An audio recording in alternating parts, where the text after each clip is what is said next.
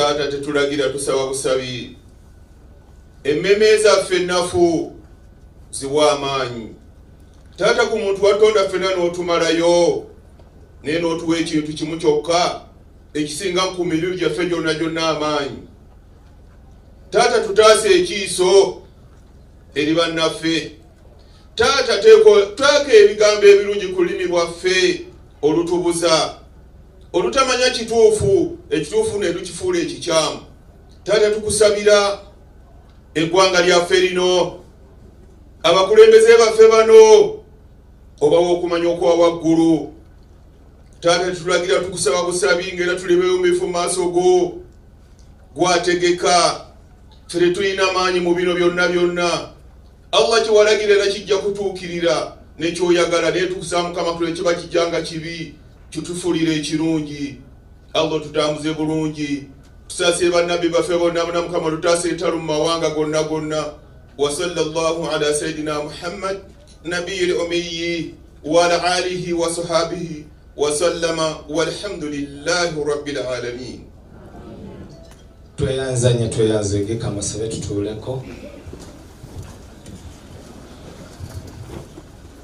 mukadde waffe minisita wa gavumenti ez'ebitundu abagenyi bonna botambudde nabo abakungu bonna botambudde nabo sijja bamenya buli omu kiti kye kubanga sikimanyi mukadde waffe RDC mama meya atwala ekitundu kino ab'ebyokwerinda mwenna abatuuze mwenna abawano n'abo mwenna abavudde ebule n'ebweya mbaniriza nnyo mu kitundu kino erinnya Lubwama John ng'azikirentebe w'ekyalo kino ekyalo kino bakiyita Mabanda Matugga nga kyekimu ku byalo ebikola omuluka gw'ematugga ebyalo 7 ate era kyekimu ku byalo 53 ebikola eggombolola y'eggombe.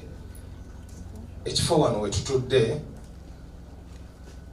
kisangibwa mu Katale zone. Ekifo kino kibaddewo okuviira ddala nga kizze kikyukakyuka mu mbeera ey'enjawulo.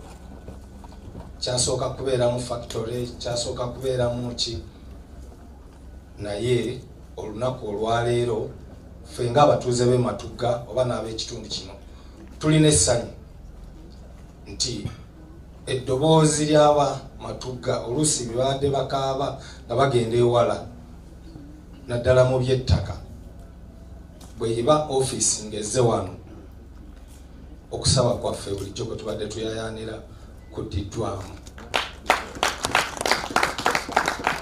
Nja okwebaza n'obuwombeefu oba buli muntu yenna ali wano mu bufunze njogereyo ekizibu kye tulina mukadde waffe minisita wojjidde mu kitundu kino ate no ofiisi eno ey'ebyettaka wejjidde wano ng'ekizibu kye tulina kya byettaka. Nze wano wenkulembera nina akatale ndowooza ke kaliisa kumpi ekibuga kekale abantu abava ekapeeka abavaawa bonna abasuubuzi bakuŋŋaanira wano. Nyinza okubanga buli lunaku nnyingiza abantu abasoba mu 1,000 ogumu bali mu katundu akatono ennyo ke bakoleramu, bali mu katundu akatono ennyo ke bakoleramu, abasinga bakolera ku nguudo.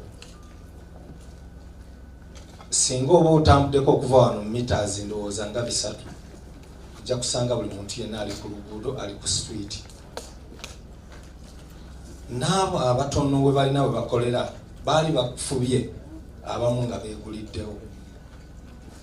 Abasuubuzi nga 410 batoola ssente zaabwe ne beegulira akafo kaabwe, naye mu mwezi mutono nnyo eddoboozi ne livaayo nti baguliddwa. Nze nsula seebase olw'abatuuze abo kubanga simanyi gye bagenda kudda, ate ne babawo akaseera katono nti mu nnaku 6 bajja kuba bakoze eki, bavudde mu kifo. Ofiisi eno nga bwezze wano njagala ebe ng'etandikira ku ffe ebeera eddoboozi ly'abantu. tufune okuddibwamu kw'abasuubuzi abo mmanyi buli kimu mu kirina ekisobola okugonjoola amaziga gaabwe.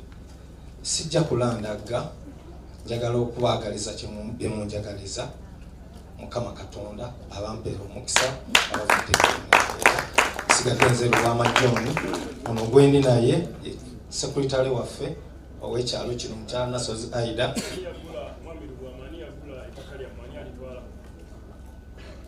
Okusinziira ku biwandiiko bye nalabyeko kuliko Kisitu Richard nga bamu ba directors bakwatagana ne ndowooza bakwatagana naye nebe tebitegeerekeka. Yes,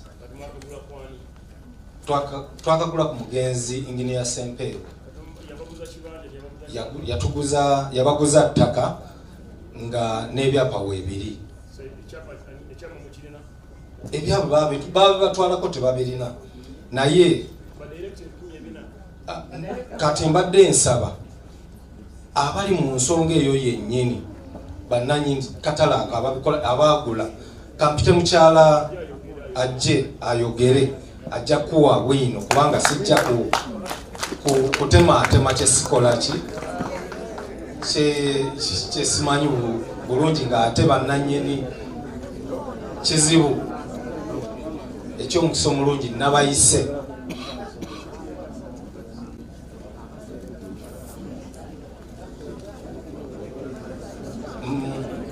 Nga bano sinababbanjula omukulu ono yatwala ebya taxi mu kitundu kyaffe nabo bakolera ku nguudo.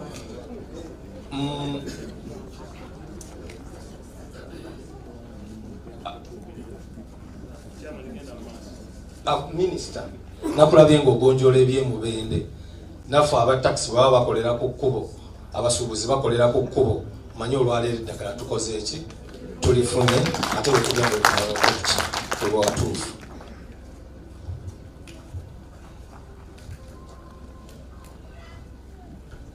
Oweekitiibwa Minisita n'abakungu mwenna abatuuze abali mu kifo kino, erinnya lyange Namuyomba Teobista Luwemba, ndi mukulembeze mu katale ako ak'amatugga Mabanda Dairy Market era akali ku bwannannyini ng'abasuubuzi ffe twegula.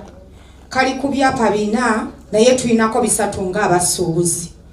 Katudde ku block number 92A, plot number 68 ne 237 and 238 nga owner ye Matugga Mabanda Market Association Limited. Yes, Matugga Mabanda Market Association Limited. Eyina ba members 405. Twafuna amawulire nga akatale ako kayingiddemu omwami gwe bayita Kisitu Richard ng'agezaako okuswapinga ebyapa byaffe abikyuse abizze oba erinnya lya Matugga Mabanda alizze mu block number 92A 63 ne 206. Plot ezo ziri 2 naye ng'ezaffe ziri 3 era nga bamuwadde obuyinza obwo obw'okukyusa ebyapa. Kuliko Ndugga Jamiru, kuliko kakati mama kyenjagala okole oyanjula ensonga n'ogamba nti tulina ettaka lino ensonga ekwatibwako gundi. Yayogedde byonna byerimu amakulu. Mulimu just buyaye kubanga agambye balina ebyapa 3. Waliwo ekyapa kimu ekitali kyammwe naye nga nakyo kiri katale ako. So kiri kiba kyammwe, kiba kya nnyini kyo. Ebyammwe 3 nti waliwo omugezi bamuyita Kisitu agezaako okubikyusa.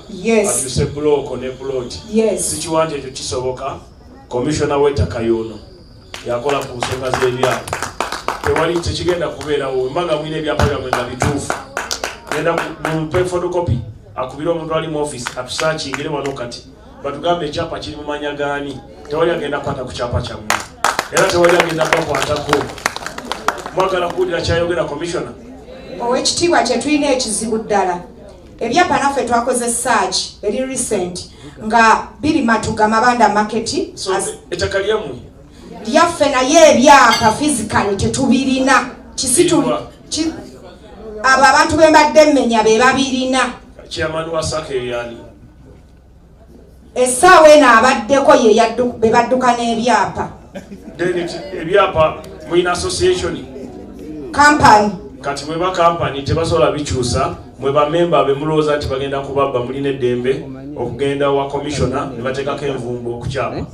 Era tewali transaction tebajja kwewolerako, tewali transaction egenda kubeera ku ttaka lyammwe. Ekirikiriya nga tanavande wana agenda bayambako abakwase lawyer mutekeko caveat.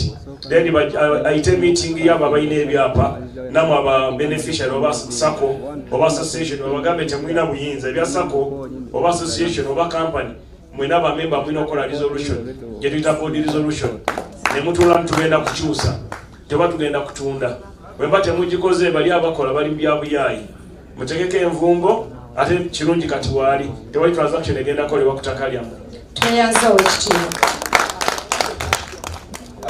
Tweyanziza nnyo tweyanzeeke webale nnyo kututikkula mugogo ogwo Mukama akutuweera omukisa.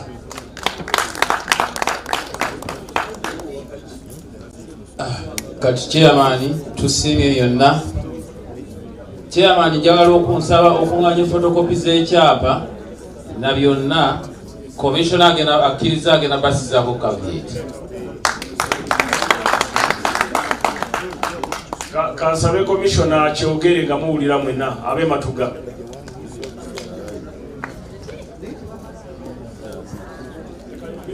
Nga commissioner bwajja katutwale omukisa guno okwaniriza minisita avunaanyizibwa ku nsonga z'ettaka mu ggwanga maama Judith Nabakooba. Ndowooza kaakati otumala okutuuka mu mbeera efaanana bweti kiba kyongero tukakasa nti ddala omukolo tutandise okugulinnya ku nfeete yaagwo.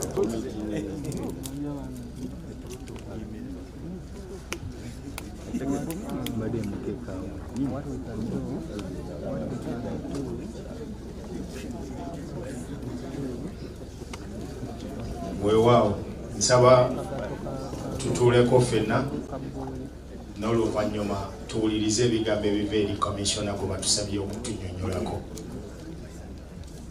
Honorable Minister, you're welcome. Honorable Minister of Local Government, nga wabagambye nti epa ku photocopy y'ekyapa eyo yabaterako caveat ya commissioner ekkooti yokka yekijjaku.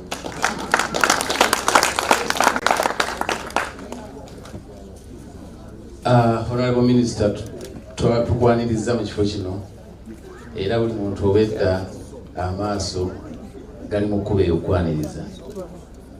Njala otwala omukisa guno kati okwaniriza agenda obbaaniriza ku lw'ensonga eno eya Land Management Center Uganda wano e Matuga. Kubanga olwaliro lwetulaunchinga Land Management Center eya wano egenda otwala eggwanga laffe Uganda. Mpulidde bangi nga mugaa nti egenda otuyambako wano mu Matuga no eno egenda kuyamba ggwanga Uganda. So eno center yojja okujjako olabe ng'ofuna buli kyama ekikwatagana ku nsonga z'ettaka. Yojja okujja bakuyigirize nti ne bwe tonagenda mu kkooti jangu weebuuze ettaka oliwoninga otya era livaawa. Kwegeye office eno omugaso gwayo kyenjagadde mutegeere ejja kukusimira history y'ettaka wagye lyatandikira nga tonnategegaani ani ali nnyiniryo olunaku lwaleero. Ntwala omukisa guno okwaniriza mukadde waffe Professor John Kigula mumuwulira bulijjo mu ggwanga Uganda, y'omu ku bakenkufu ku nsonga z'ettaka. Ssebo mukulu Kigula, nsaba oyogereko eri abantu oyanjule ensonga eno ey'olunaku lwaleero.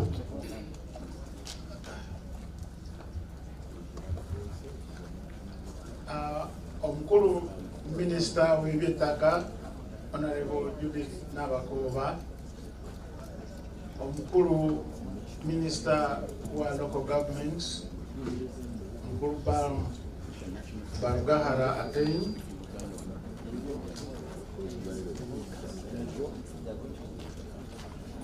Brigadier General Moses Ruchamuzi, Commissioner wa Land Registration omukulu Beka Mugayino,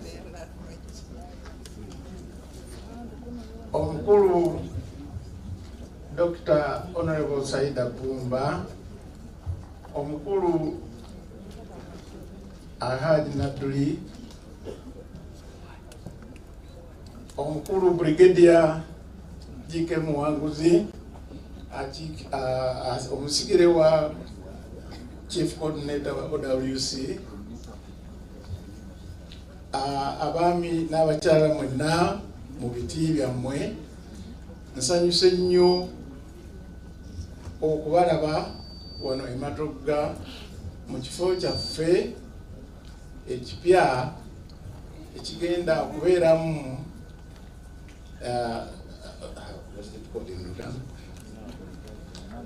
organization gye bayita Land Management Center Uganda.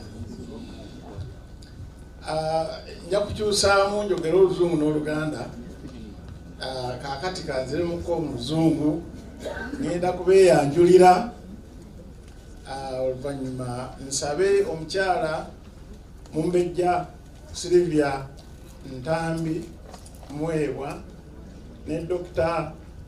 Odoch Pasco bannange batukwasizza omulimu guno bajje nabo babeeyanjule, then mbabuulire lwaki organization eno yateereddwawo, bigendererwa ki, ya kikula ki egenda kukola ki, ne ki ekigenda okuddako. My name is John Chigula. I'm formerly I've been teaching land law and environmental law at Makerere University for over 25 years. I was one of the people who did research and drafted the Land Act of 1998. I also researched for, and we drafted, along with others, the National Land Policy, which was promulgated in 2013. I've carried out many research projects in wetlands and land disputes, and since 2012, I've been associated with General Saleh as his advisor on land matters. And eventually when OWC was formed after 2013, I was providing my legal advice on land and engaged in practical projects which saw a number of people obtain land titles. One such project is Chilema Land Action Project, in which 301 people were granted land titles by the President in December 2018. Another project, a program which I've been involved in and which I'm still involved in, because it has not yet been accomplished, is Chilema Land Bilateral Land Action Program, comprising about 5 villages: Kapeka, Manywa, Balatira, what's the other one? Mizimbo, and Naruvule, Senda. We have written many things on land, and these writings, pieces of writings, are based on field research, not academic, not for teaching students, but they are based on the realities of what is happening on land in different parts of Uganda, capturing what we call the land black spots, the land social frictions, the land relations and their limitations. So the materials we have documented, some of which are coming here this afternoon, have not been, or they have not reached the relevant MDAs, ministries, departments and agencies of government. So the missing link is this. Government, ministries, departments and agencies have not been able to be provided with good information, good research products concerning social land frictions, concerning land limitations, concerning land ownerships. And these materials are always with us. We have many of them. So, General Salim Saleh said, now what do we do with these good things? If we created a land resource center, we make it a land data repository, land records repository.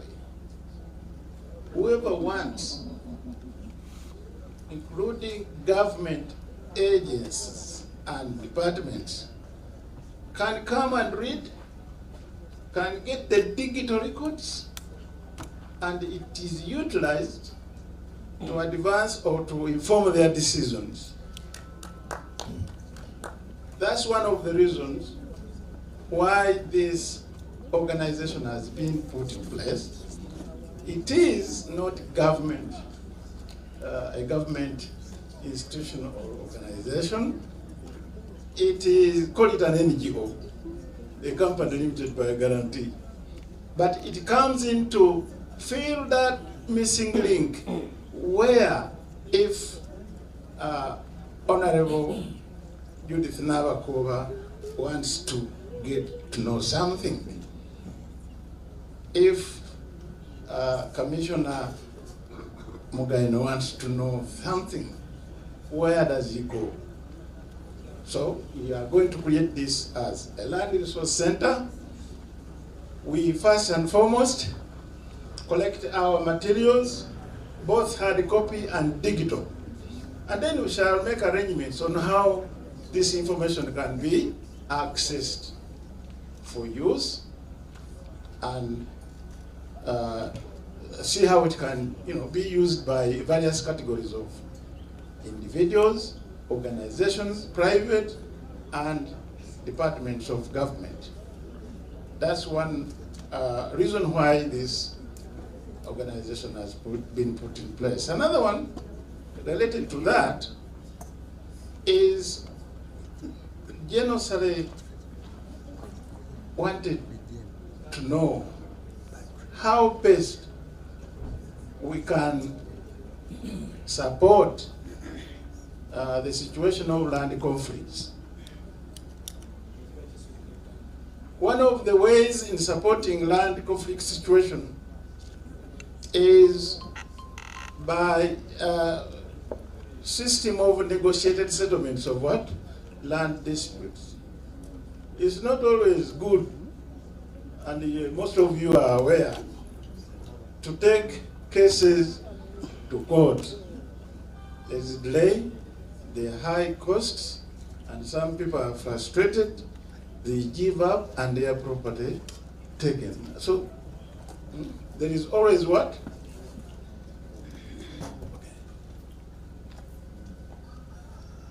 Underlying grievances which affect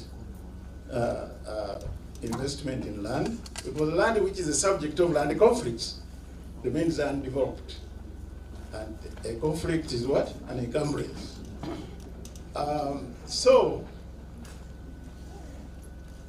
my colleague here is telling me, so I forgot. Abanaye mukubira omwami Kigula olugalo ensonga gyayogeddeko njala okubaddira mu Lunyanyimbe abanyonyodde nti ekifo kino kye tulonkinga olunaku lwaleero kyekifo kabeere minisita oba gwe omuntu wa bulijjo nga weebuuza ku bikwatagana ku by'ettaka information ogijjawa.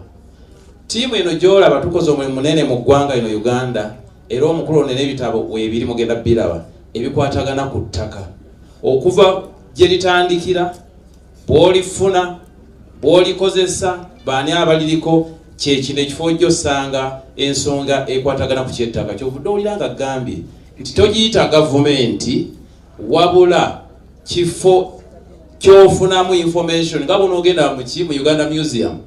Uganda Museum ojja sangayo emmotoka yali ya Edward Muteesa, ojja sangayo emmotoka ezikaddiye ezikoleseddwa abapulezidenti abasooka. Kati n'olwekyo munnayuganda yenna ali eyo olunaku lwaleero tegeera nti ekikwatagana ku history y'ettaka lyaffe erya Uganda oba n'ensalo ezo zemuli ezoogerwako ye ssente eno Oweekitiibwa Minisita eteereddwawo. Ate era eteereddwawo nga kiri mu buwandiike ne mu practical nti wogamba nti kati mukulu Kigula ne ttiimu mutubuulire Luweero asalirawa wawali emigga wawali kino wano buli kimu ojja kisangawo. So bannayuganda geego amawulire. Kati kukadde kano omukyala gwe mulaba tumuyita Ssebo bannaye munsonyiwe Omumbejja Ssebo y'omu kubatwala akakiiko kano era akakiiko kano yakulemberako ekiggulawo okulumba ettaka ku ttaka eyo bulaawo gye mulabye abaalokoka nga Muzeeyi Kayiza y'omu ku baana abaalokoka nti bwe yagulanga ettaka ng'oluusi liba lya genocide. Ate ne bannayuganda muli eyo ettaka kati mulisoma mu Luzungu ne mukizza mu Luganda for sale ne mukiyita for sale. Kakati akakiiko kano we kakuyambira nti ojja tegeera for sale o for sale. Kati ne Kayiza oyo ndowooza yateekangawo obupande oluusi nga baga nti for sale kati nga gabana ekintu ky'omugagga baga ekintu ky'omugagga kiikyo.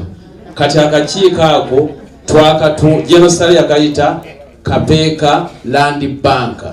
Kapeeka Land Bank yali egulibwa omukyala Omumbejja ono agenda okwogerako gye muli Silivia Muweebwa ne Haji Nadduli Kaokadda ne tiimu zonna. Kati nsaba weeko ku brief summary how it started and that is Genocide Musale vision. Abagenyi baffe mwenna Ssebo ba ministers abaliwo all protocol observed. Amanya mugawulidde yenze Sylvia Muweebwa Ntambi ndi Mumbejja era nva mu Ssekabaka Chwa. Tusanyuse nnyo okubalaba mwebale kujja naye okusingira ddala twebaza retired Genocide Musale olwa vision eno evudde walako lwakuba nti olumu ebirwa byerabirwa naye ndooza tetujja kwerabira kubanga kati tusanyusa okulaba ebibala. Ndi munnamateeka omutendeke era ng'omusomesa wange ye yasoose okwogera n'ensonga lwaki mwalabye nga akazindaalo kamuwoomera kubanga ye musomesa ye yansomesa e Makerere emyaka egyena era yali musomesa mulungi ddala. Nzijukira amaaso olwatuukanga mu kibiina nalinanga okubuuzibwa naye saategeera lwaki okutuusa oluvannyuma ennyo lwe yaŋŋamba nti agamu ku mannya ge banzibulamu nange agajjajjange omukazi maama we. Kati awo nentegeera lwaki buli ssaawa bwe yayingiranga ng'abuuza where's Nabatanzi so nga sisobola kumisinga. So that's why he was over talking. He's a lecturer, he's a professor in law. So ndi munnamateeka nasomesa ku Law Development Center okumala emyaka 10. Eyo ye wagenda bannamateeka abavudde e Makerere nga bamaze okusoma emyaka 4. tubabangula mu ki kye balina okukola mu kkooti. Nasomesaayo okumala emyaka 12. Ensonga z'ettaka zino ziruddemu era eyo gye nasomesanga eby'ettaka n'ebyeddembe ly'obuntu n'ebyamaka kyewandiise family law. Naye bwe nagenda nkuguka nagenda mu bitongole ebyensi yonna nga USAID, Danish Corporation, nenkolerako ne mu German Development Corporation. Nakolerako ne mu National Planning Authority under the Africa Peer Review Mechanism. Byetweyogerako abayivu biba bingi tetuyinza bimalayo. N'olwekyo tujja kubisalako naye kyetwagadde okutegeera nti ensonga lwaki Genosale atutadde ku bukiiko obw'enjawulo obw'ettaka bwe bumanyirivu bwe tuyina. Natandika okukola ne Genosale in 2014 era mu biseera ebyo namaliriza n'embeera chairperson wa Equal Opportunities Commission, yeyo commission eyalingawo olw'obwenkanya. N'olwekyo tuleeta experience eyo yonna gye tulina mu ttaka, gye tulina mu ddembe ly'obuntu, gye tulina mu by'obwenkanya, tugigattagatta ne tusobola kukola ku nsonga zino ez'ettaka nga tukozesa Operation Harmony. Amateeka tugamanyi naye n'ebyobuntu twabikugukamu tubimanyi. So bwe tubikwasaganya tubiguza omununuzi waffe era alina vision eno ne tumuwa amagezi. So I'm one of the advisors of Genosale on land issues. That's why I'm here. Thank you. You're very welcome. Banaye ndowooza omwumbe ejja muwuliriza kati ne Mr. Odochi katubuuzeeko mu luzungu. Dr. Odochi. All protocol observed. Nti mwenna abaaniriza. I'm sorry, I'm from West Nile.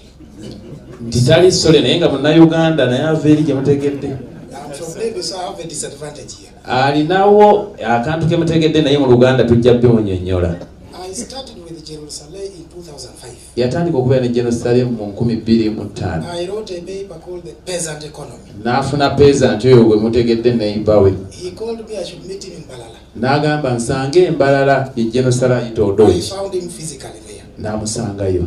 I found some Alulu people dancing there also. N'ensangayo abafaanana nga nze Abalulu nga bazinira ewa Genosale amazina. They were very happy but poor.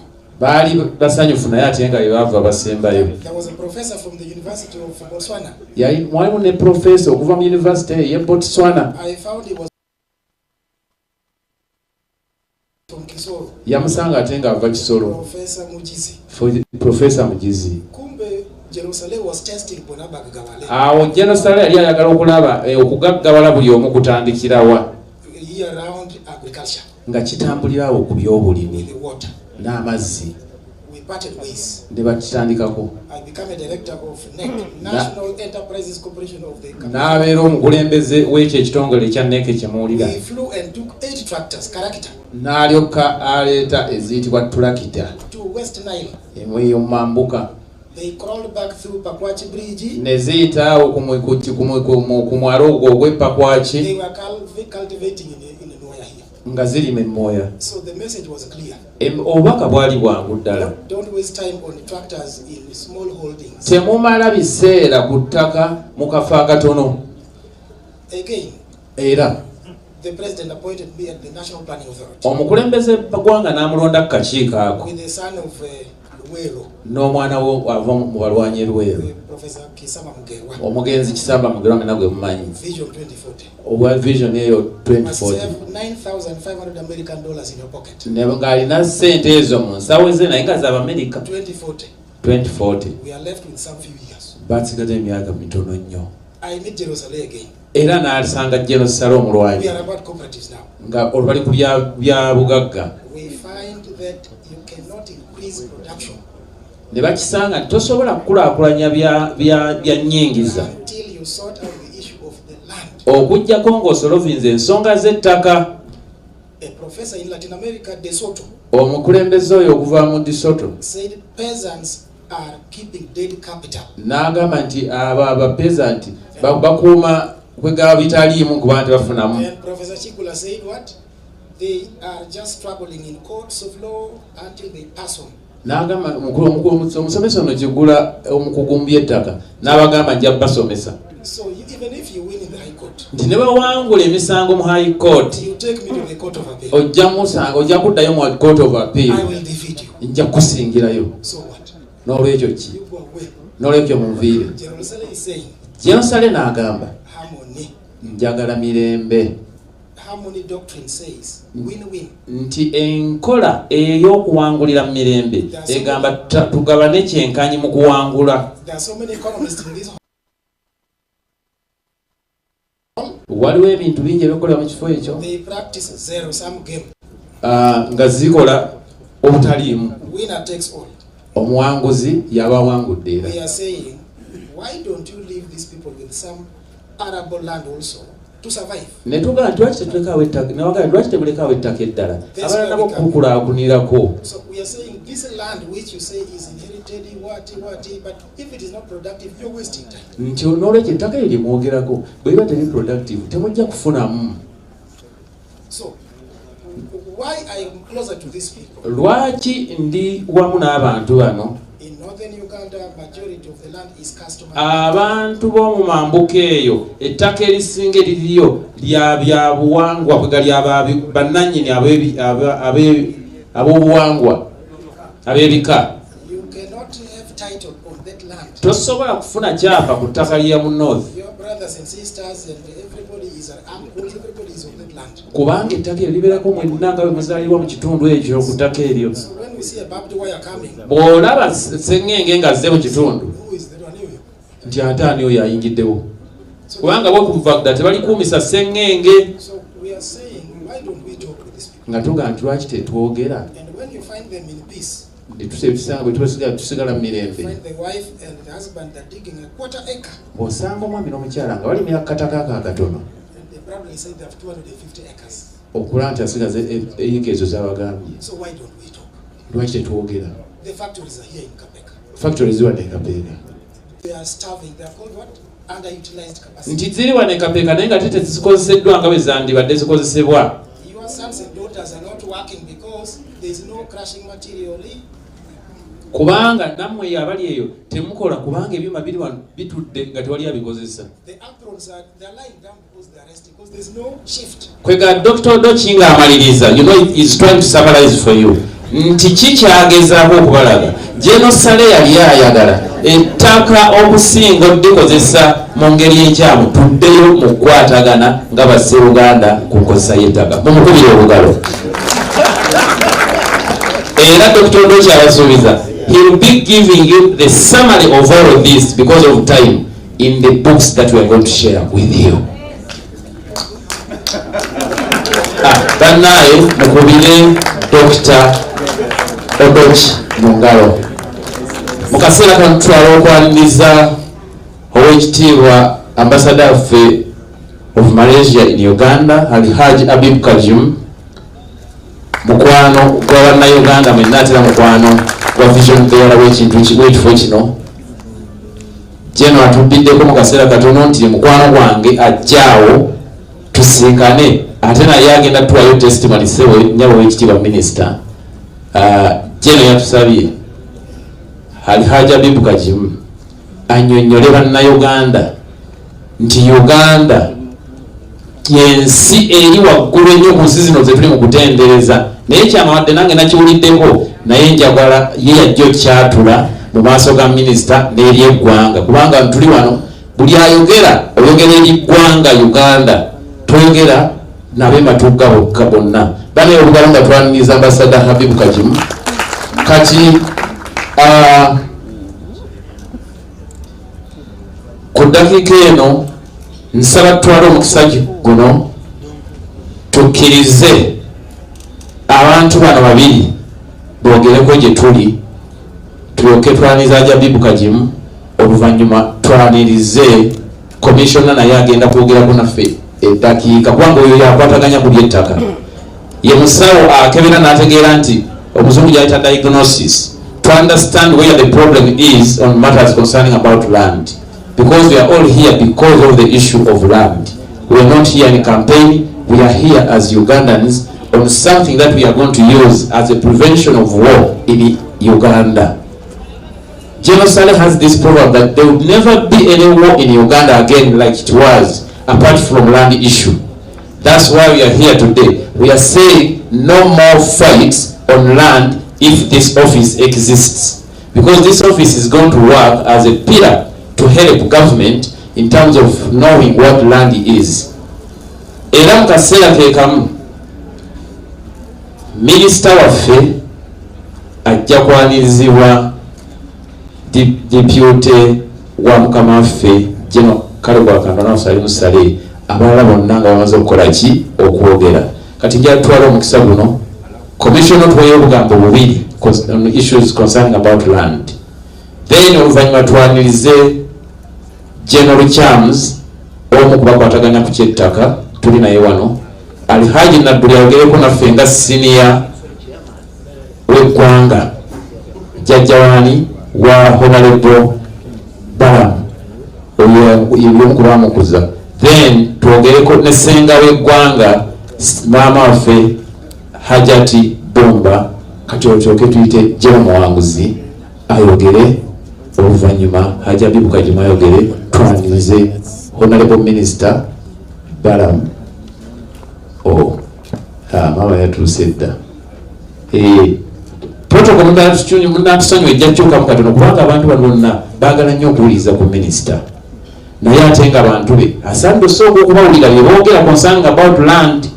Honorable Nawagoba Nyabo gy'owanira eyo olina pillars wano that fight with you. Kati Sebo, Commissioner, you can speak to your people here.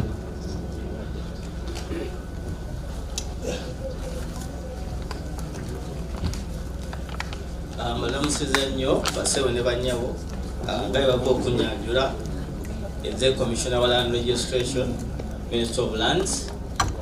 Kyenjagala obategeeza ku mulamwa guno gwe tuliko nti we tubeera mu ofiisi zino ekitegeeza nti nno va abasinga okumanya. Kati naffe tuba tunyiga buli kiseera ate n'okugonjola ebizibu bino eby'ettaka tesobola kubigonjoola nga ffekka ng'aba ministry. Era tuba twetaagako ku ba stakeholders abalala kubanga mugenda ne muwulira nti oba basezaamu ebyapa ebiri mu ntobazi ebiri mu bibira, naye kyekintu kino kiri more than cancellation, kirimu ne also deconflictization. Abantu okutegeera nti bwe baba bazze ne bansenza ne banzija mu mugga, lwaki gavumenti enzijeemu, kiki gavumenti kyegezaako okuteesa, gamba omuntu n'avaawo nga afunye okumatizibwa nti ensobi gy'abadde akoze abadde mu nsobi, si gavumenti kola ki kumunyigiriza. Kati omulaba abantu abamu ku ababadde bebayanjudde wano abali mu kitongole kino ne sivi zaabwe nga muziwulidde, Professor Kigula nange yansomesa, ate yansomesa ttaka. Obugala eri Professor Kigula. Ndako ku bakama bange abamu abakola n'ekitongole kino era abali mu minsi by'ettaka nga former director Naomi Kabanda. Kati kyengezaako okubalaga nti wano waliwo obumanyi. Kati obumanyi buno tukozesa tutya ffenna abali mu gavumenti n'abalala abalina ebizibu okumenga sure nti nno naffe mutukwatirako naffe mutuyamba okumenga sure nti ebizibu bino bigonjebwa, ebigonjebwa bulinga bino kola ki ogonjebwa. Kati nyiza okuwa ekyokulabirako nti kati ministry y'eby'ettaka egezaako okukola land policy empya, naye land policy eyo ekisobola ogikola neba policy ennungi kuba kumanya research ne data abakoleddwa. Kati research ne data non-state actors kati gekitongole kino ziba ne field research ezimu naffe government tuba tetukoze eki zetulina. Kati tuba nga tusobola okukozesa that information neba feeder in mukozesa okufuna land policy ffenaffe ne tugatta awamu. Mu bumpipi kyengezaako ogamba nti naffe nga ministry naffe tukola n'ekitongole kino okutereeza. Minisitule etandiseewo kabufuwe gwe tugenda okukola e Bukalasa okutereeza ettaka eriri mu Greater Luweero area. Naye ng'olwedde tugenda kukola n'ekitongole kino kubanga tumanyi obumanyirivu bwe kirina. Twagala kufuna information gye balina tugatera omumanyirivu tulina okubenga sure muno tutereeza nga ekyo kijja kuba nga an extra pilot project okwasalinga question nti government ekwatagana ntya ne non-state actors obenga sure mutukola ki tutereeza ebintu by'ettaka. N'olwekyo ndi musanyufu nnyo okuba nti nno ekitongole kino kiguddibwawo era tuli beetegefu okolagana nakyo making sure nti ebizibu by'ettaka bigonjoolwa beyond law naye ne mubaamu n'okukkiriziganyaganya mu bantu. Ate ne history nga bwe mumulabye ebatukodde akatambi wano ebizibu bino tebyatandika kati, ebimu byatandika mu bazungu nga bwe babalaze ne bijja nga bizimba n'emirembe nga bwe jjajja paka kati nga bwe tuli kati bakitegeeza nti okubigonjoola tulina kukozesa bakiza batya obukugu obuli beyond obwa class nti nze nasoma obuli beyond obwaki obwa class nga mulimu n'obuntu. Bigambo byange byebyo MC neyanziza nnyo.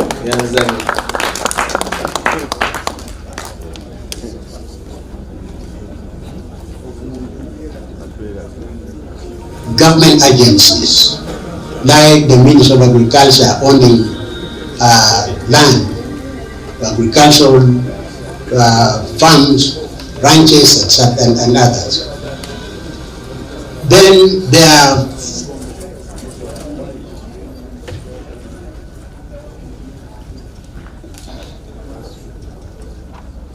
genda maaso twagala omukulu akawulirize.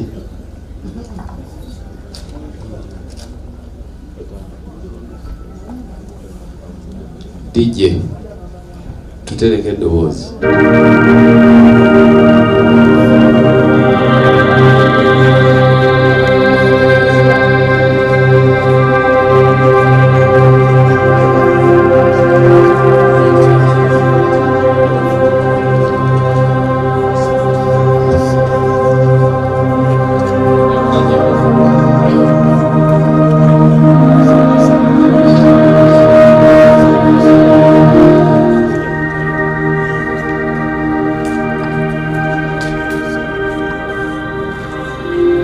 Land refers to the physical surface of the earth, encompassing soil, water, and anything permanently attached to it.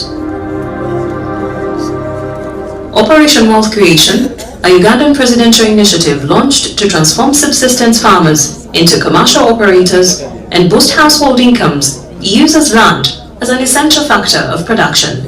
I have read a mission called OWC. It has not been a very easy mission because when we were sent into the field as OWC, this factor of land, we found it to be the most distorted factor of production. Without secure land rights, land becomes dead capital. The use of land to support production depends on the level of security of land rights. The Ministry of Lands plays a very critical role, a very critical foundation role in supporting implementation of Operation Wealth Creation. We focus more on ensuring that owners of land acquire legal documentation. It is the foundation of everything before wealth operation creation can come into focus on directly converting land from being subsistence to being commercially used. On this note, I thank HE, the President of the Republic of Uganda, General Kaguta Museveni, and the Chief Coordinator of Wealth Creation, General Salim Saleh, for the support, the zeal, the guidance, and the resources for making sure that the ministry is able to carry out its foundational role of registering land for subsistence families, clans, thereby handing it over and helping people have legal documentation before they can interface with investors. From our side, before wealth creation comes in, there must be guaranteeing of land tenure rights for the landowners. Uganda has nearly 70% of the land as customary tenure land. Most of it is not registered. Most of it is subsistent and not utilized. Most of it is guarded primitively. OHTV Minister and all viewers, we are going to, that's what we've been discussing. We are going to give you a link on how we are going to share this information to everybody. Kubanga information yeyo mpanvu gyetaaga olunaku lulamba tugenda gibaweereza okwakolaga engeri gye mujja ogifuna okuva mu ofiisi eno. Akaseera kano nsaba twanirize General Kyamuzi atubuzeeko muwulira muwulizi ku by'ettaka mu dakiika 2. Oyo yatuyigiriza time. Bwe twavaako tugenda kuwuliriza mukadde waffe Alhaji Nadduli naye atubuzeeko. Era naye wa dakiika 2.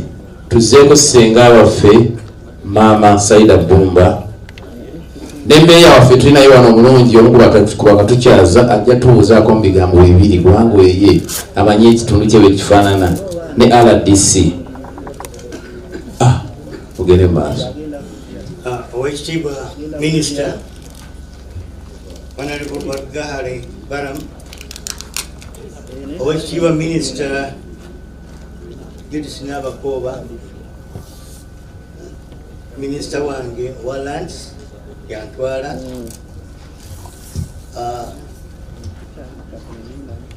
Oweekitiibwa Ambassador, ab'ebitiibwa mwenna protocol observed. Amanya gange nze retired brigadier Moses Shabani Luchamuzi nga nze nkulira akakiiko akakola okulwanyisa ekibbattaka era ofisi zaffe zituddawo Mengo nga akakiiko ako kateekebwawo ekitiibwa president mu mwaka 2022 nga amaze okulaba ebikwata ku ttaka mu bantu engeri gye waliwo ekibbattaka kwegamba nga ye bwalabawala Oweekitiibwa president n'amanya nti ababbi b'ettaka be bantu abeetendeka ne babeera nga balina n'ebyokulwanyisa ate nga batagetinga abantu abatasobola kwerwanako kugambe nga abakadde bannamwandu bamulekwa n'abantu bangi abatamanyi kikyakukola. Oweekitiibwa president be yatusindikamu okulaba nti tubataasa okubba ekibbattaka ekiriwo mu ggwanga era tukoledde ebbanga lya myaka 4 kaakati.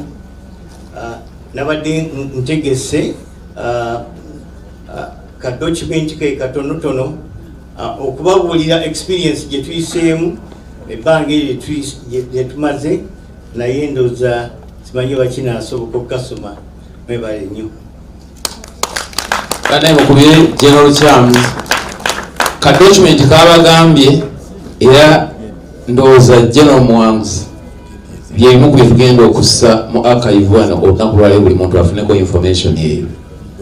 Twagala twanirize Haji Nadduli ndowooza katumwere wali akazindaalo atubuulizeeko awo mu ddakiika ze yazimanyi entono.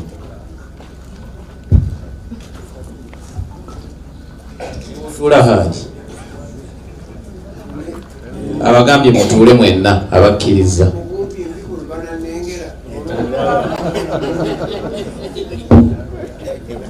Assalamu alaikum wa rahmatullahi wa barakatuh. Oluvannyuma okubaaniriza n'ekiramuso kya Katonda ekyo nange neeramusa nammwe ne mbalamusizaamu abavudde okumpi n'ewala. Kino kyakwewoona nakweyagala nga bwe tulinanaganya ono bwe twewaana era nitweyagala kubanga we are the founders of this revolution. Banaye obugalo twali batono, si bayivu nnyo, si bagagga nnyo, naye nga the people committed for their country. Nituvaayo nitukola ebyakolebwa, bwe twakosa bwe twadduukirira, naye abaakosebwa bazzukulu baabwe kati ate be bagagga. N'olwekyo nno omulimu guno gwe tulina ogw'ettaka twasalawo bakadde baffe okutambula n'abazungu mu nkola y'ettaka ey'abazungu ab'e Bulaaya. Ye sisitimu gye baatwa. Era wano abo bakamisona babadde baaniriza abantu abava mu South Africa eyo bazimbabwe wa okujja okwetegereza enzirukanya y'ettaka ng'ebiri e Buganda biyitirirwa okutafaanana walala. Kale n'olwekyo nange sijja kufaanana nga bali abasooseewo. Nja kugamba nga Bayibuli bwegamba tinnateekawo ebinafu byange ku nsi ndyoke nkwasa ensonyi eby'amaanyi amangi. Nabwe abataagenda mu matendekero ago twatendekebwa bakitaffe era okkakkana kubanga njagala obbakakasa kitange omugenzi alina luli yali mulamuzi wa Ssaabasajja mu ggombolola y'e Kapeeka Oluba, era n'ankolerako okutendekebwa ku mulimu nga bwe mbaavudde ku ssomero ekomawo mu biseera by'omisango nze mbeera omuwandiisi. Jjukira nti emboozi zonna ozitwala, ebibuuzo n'ebyanukuddwa byonna obigira ki obitwala. Kale embeera twendi era nyera n'omwana wange gwe nagamba ti gwe ntambudde naawe nnyo naye nkola amera saagala bakubuuza ekibuuzo ti gwe watambulanga ne mwami Nadduli kino yakigamba ki ng'omunyalidde awo ne bwe ndiba nfudde omuzimu gugenda kuvaayo gw'okutuge ng'ekibonerezo. Ebintu tujja byogera mu Luzungu naye akibagambye.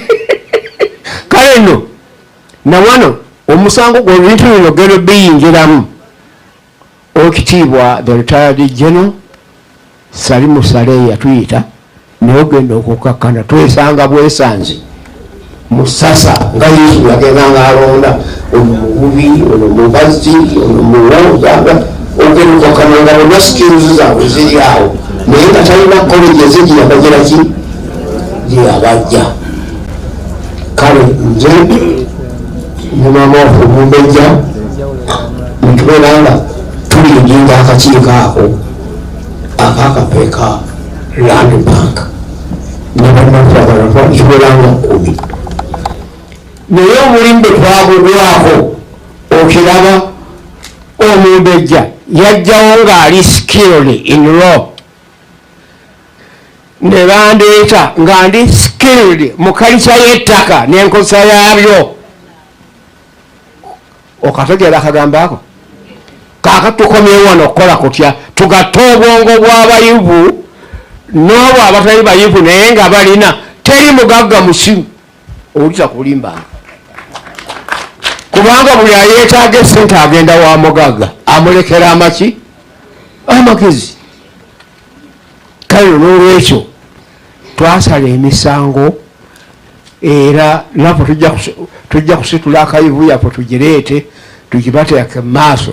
Era omuzeeyi atugamba ti tukyenda kugitandika nga case study. Era akakiiko kano akagattiddwe wano olwaleero bwe tunaagatta obwongo bwabo bonna abatubuuliddwa naffe nteekamu obwaffe nkakasa nti oyo agenda okulwanirira okubba ettaka akati aloota atambula. Haji Nadduli is trying to tell the nation that anybody trying to steal land in Uganda is dreaming while walking. After inaugurating of this committee. Oluvannyuma lw'okutongoza ekibiina kino eky'olunaku lwa leero ekyettaka teri agenda kuddamu kukaaba. Hapana. Era twakola akakiiko kaffe kano mwabo genda otegeeza ababbi baayo kubanga batuwangudde nga bayise wansi. Ojo osanga chairman nga sakundagana emirundi 3 eyekigulibwa kiki. He's trying to explain how these thieves use LOCs, landowners, sometimes brokers, and sometimes even lawyers. So with the committee went down to dig that information, which you are going to be gathering from this place. Kakati era ekintu mu kiseera kyekimu ne baddira abakooti, ne baddira abapoliisi, ne baddira ababuulirize tubayita abaki poliisi investigators bonna ne babateeka mu kisawo kyabwe. Ogenda okutambula from A to Z ng'otambulira mu bali.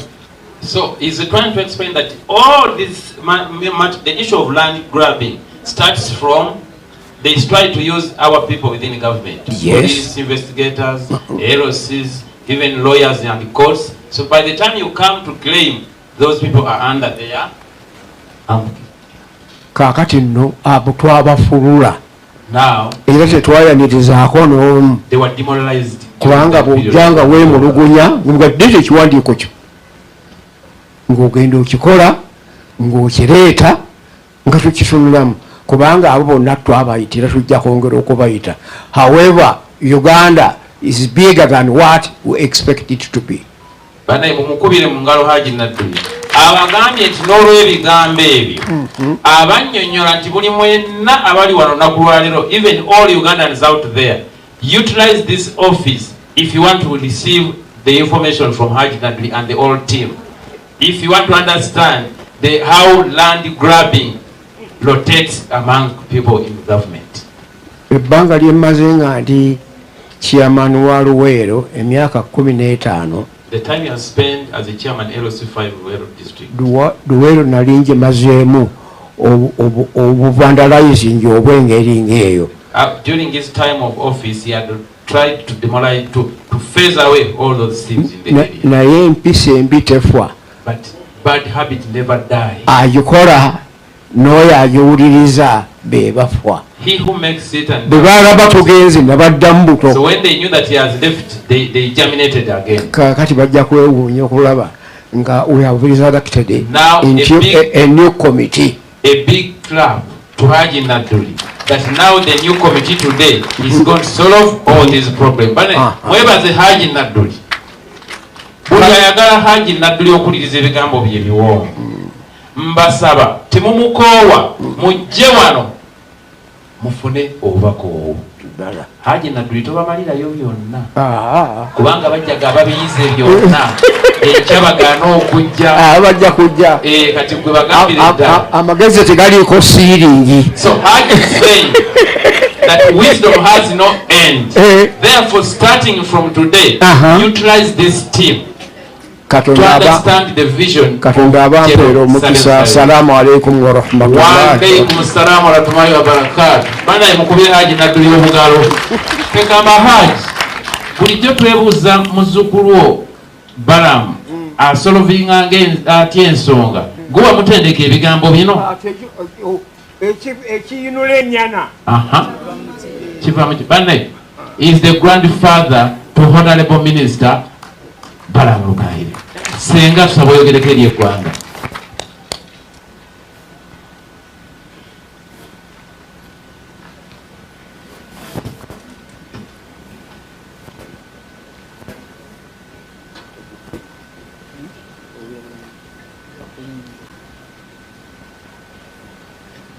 Mukama mulungi ekiseera kyonna mujja kunsonyiwa sirigumiti bulungi ninamu akantumbulago.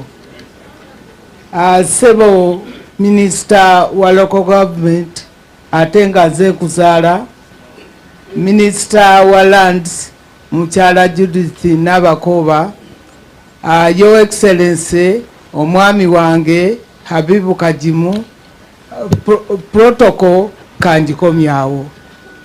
Banange nsanyuse okubeera wano. Omweki wa Gonja ansinza vvu. naye I'm really happy. Nze no mbadde mulanzi mubi ku by'ettaka kubanga bwe twatandika programs ez'okujja abantu mu bwavu nga nze mbagamba tezijja kukola okuviira ddala ku buyivu bwange ne byenkoze byonna mu finance mumanyi nali chief planner wa gavumenti nengenda mu energy ne mu ministry y'ekikula ky'abantu yonna ng'akola n'abantu naye nga buli awali obutakkaanya bw'ogenda okubwanalizinga osanga nga buva ku ttaka abooluganda abakyala abaana ab'omuliraano obutategeeragana obusinga obungi buva ku ttaka. Genosale bwe yali atandika kapeeka namugamba nti gezaako naye tojja kufuna kyoyagala. Lwaki? Kubanga ettaka lyonna lyonna eryetoloddewo lirina conflict. Ate abantu nga tebasobola kukola abalinaanyeewo okufuna omugaso mu industrial park nga tebakozesa ttaka. Uganda tuli balimi era obulimi bwe businga okozesa abantu abangi ate okulima weetaaga ttaka. N'olwekyo wadde tufubye nnyo era njagala bannange mwenna mukubire Genosale mu ngalo alwanye n'operation wealth creation najja abantu abatali mu man economy n'abajja ku bitundu 69 n'abatuusa ku bitundu 31. Obugalo bwa Genosale bannaye senga tekyali conflict za ttaka twali badde abantu abo abaavu ennyo nga tunaatera okubamalamu naye buli wootuuka bwe baleeta emmwanyi oli atyo zisimba kubanga talina bwannannyini. Kati muwulidde n'abaakatale ke baaguze basubulirewo nabo bali mu buzibu. N'olwekyo nze experience yange gye ndeeta mu kakiiko kano ya land as a factor of production. N'olwekyo bannange njagala okubasaba mwenna mwagala ssente waliwo atazaagala abaagala okufuna ssente mujje mwetegereze by'ettaka kubanga essente ezisinga wadde waliwo service industries mujja zikola nga ziva mu ttaka. N'olwekyo bannange mujje wano era nze Genosale yampa omulimu nze nkulira komiti gye bayita expanded land use balance sheet. Byafuna tulifunamu tutya tujjawo tutya endooliito abantu baganyulwe mu ttaka kubanga ettaka eririko endooliito terikola. Oyita ku ttaka likoma eri n'eri nti nannyiniyo yafa abaana bakyakaayana nti namwandu baamugoba ettaka liriko kaviyeeti. N'olwekyo bannange mutuwagire mu komiti eno tukole ekyo ekigasa abantu namwe mwenna abali wano kijja bagasa tubeere nga tugenda maaso okugjawo conflicts eziri ku ttaka. Nze neeyama ndi ready to work. Muyinza okundaba nga ennyama eweddeko naye ndi ready nja kuba gumidi nja kukolera ddala. Bannange mwebale nnyo mwebalire ddala era our teammates I want to congratulate you Professor Kigula Mumbeja, my own Dr. Odoch ne Haji Naduli.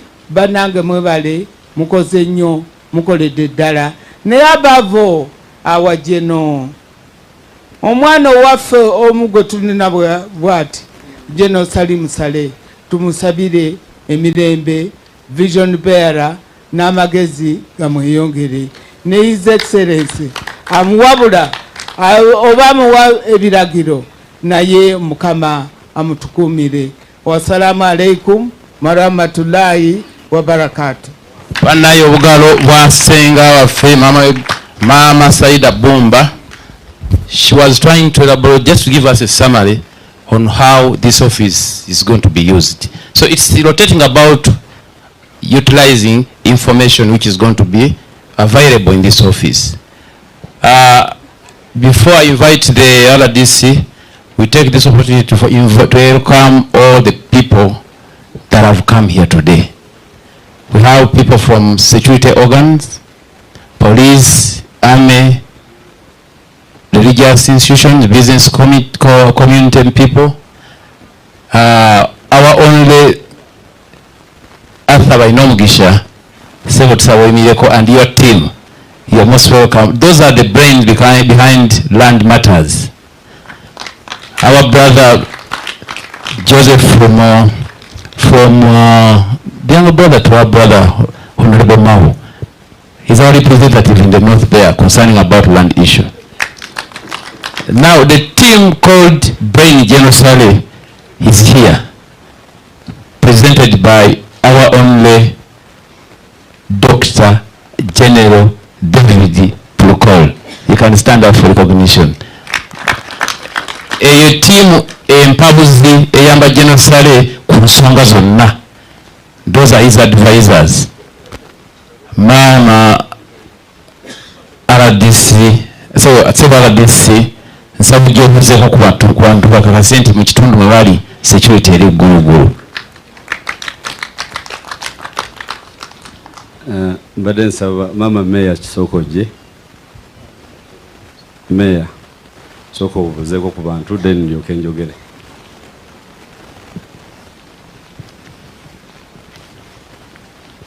Omukama mulungi ekiseera kyonna. Assalamu alaikum wa rahmatullahi wa barakatuh.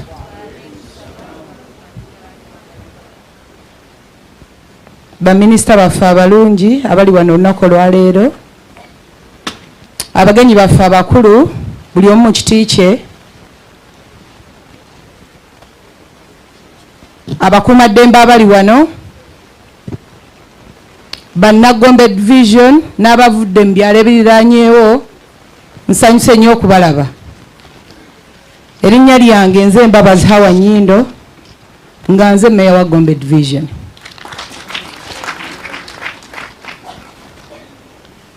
Ssebo Minisita, kuba Gombe division tuli basanyufu olwa taata waffe Genocide Musale okuba ng'alowooza ku nsonga eno esuza abantu nga bayimiridde. Naye nze nga Meeya nakamala omwezi gumu mu ofiisi, bino byenzudde wammanga.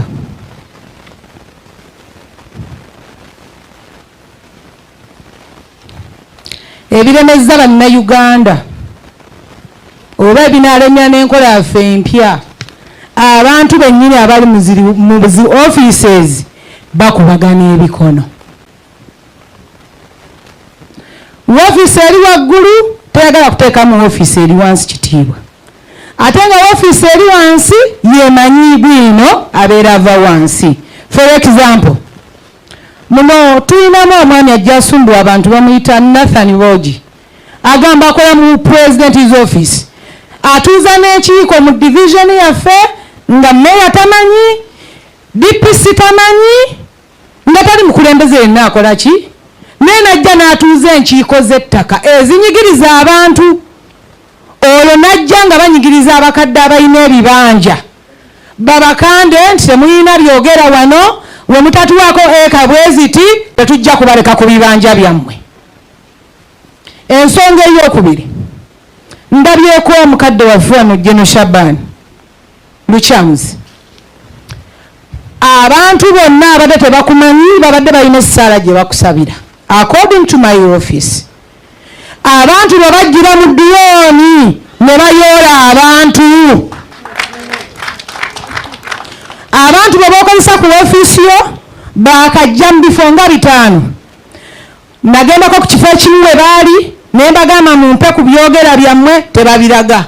bajjira mu drone ffe twewaayo nze buli wenfuluma ewange ngamba la ilaha illallah okudda n'obutakola ki kyemuvaamu abasijja kutya kwogera General Lukyamzi Gombe Division abavubuka abakadde babadde bakusabira ssaala mbi abantu babamazeeko abantu baffe emirembe bajja buli mukadde buli muntu yenna alina ekibanja kye ekiwezaako eka 3 oba 4 bamugamba alina okubawaako eka 2 by force naye ekyo kiva ku ki communication in offices singa oba onookola kuwa ettaka gwe ng'oli mu ofisi ya waggulu meeya muweeko kopi eno si tumuweeko kopi kyamanyi eno si wani muweeko kopi DPC muwe kopi awo tugenda okubanga tukolera Uganda eyawamu togenda kukolera Uganda muntu omu tulina kukolera Uganda nga tuli wamu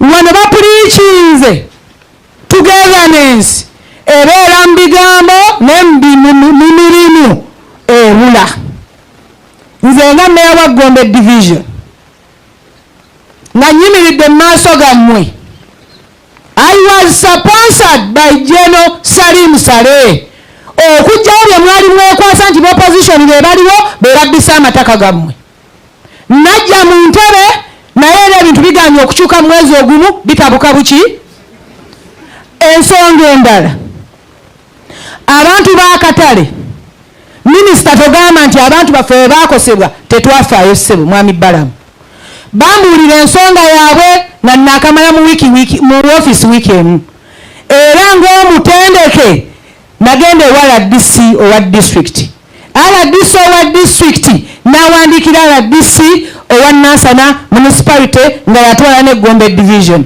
era olunaku olwaleero RDC wabadde ategese olukiiko lw'abakatale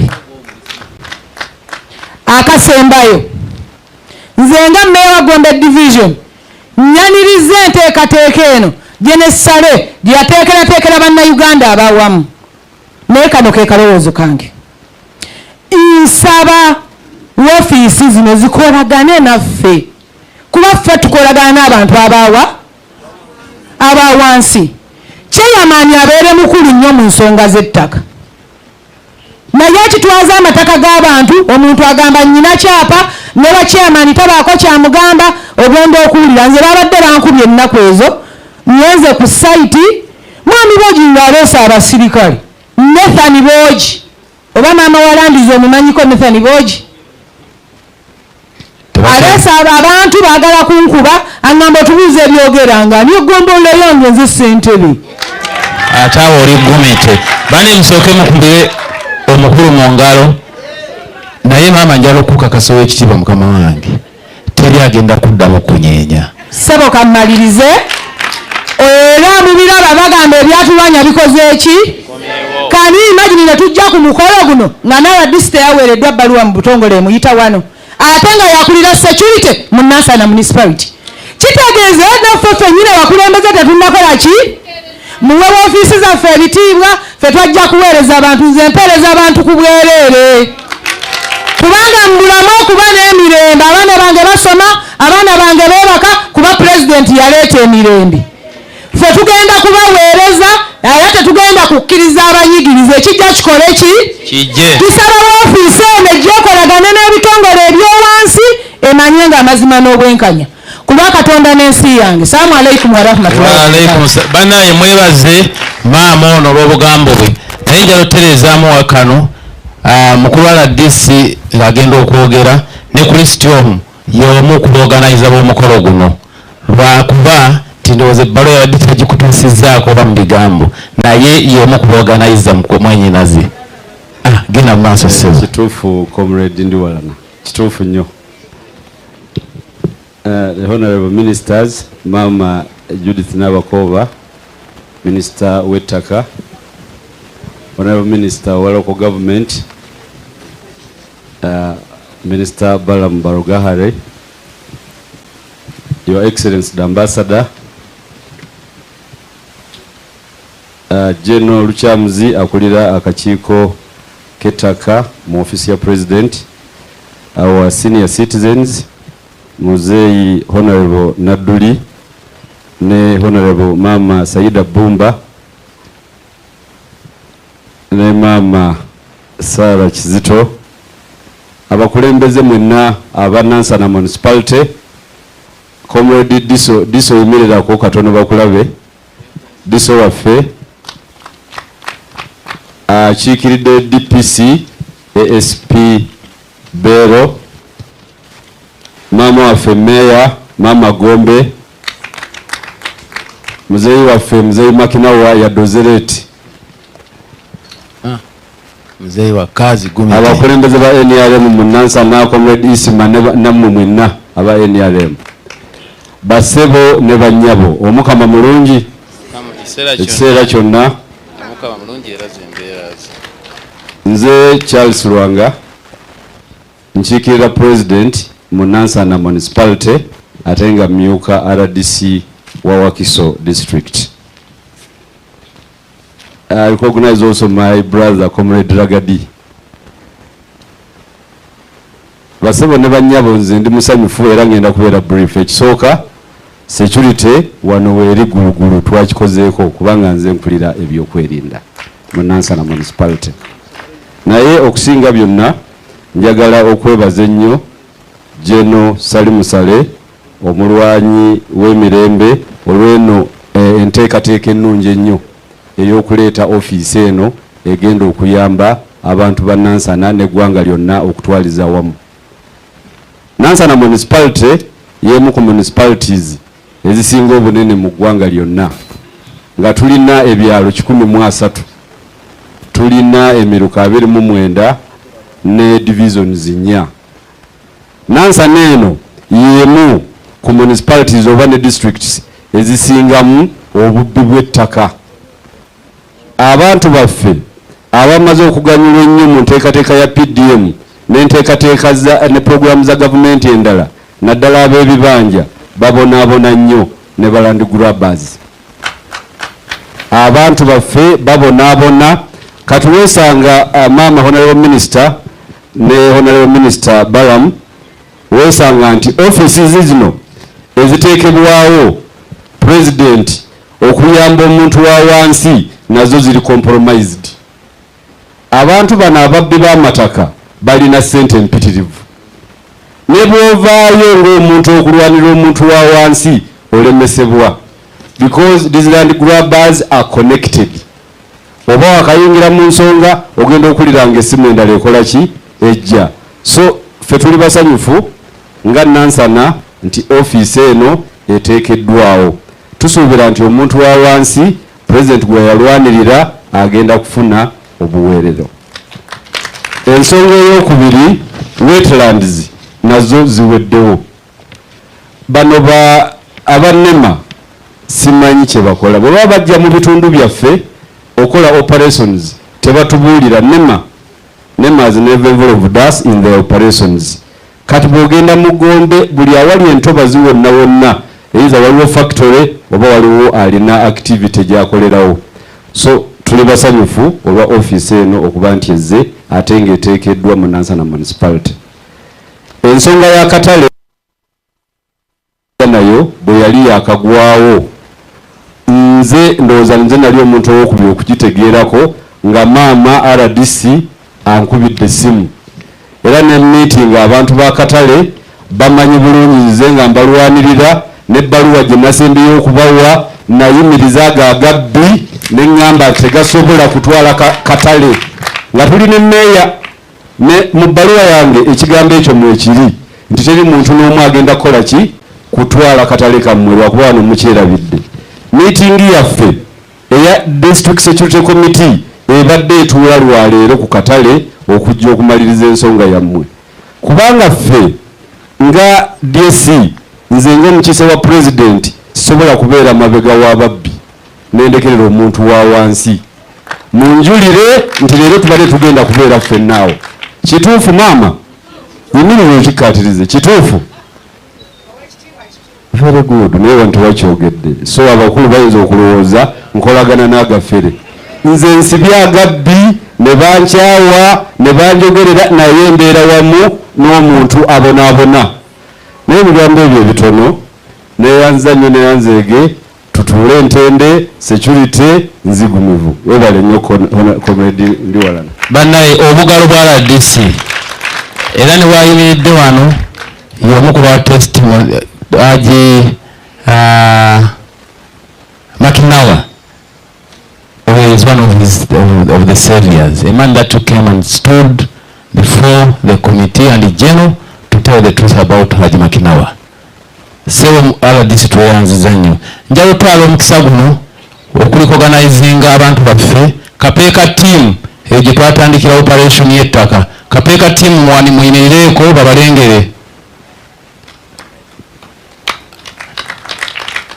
Balatira team namwe muyimirireko for recognition.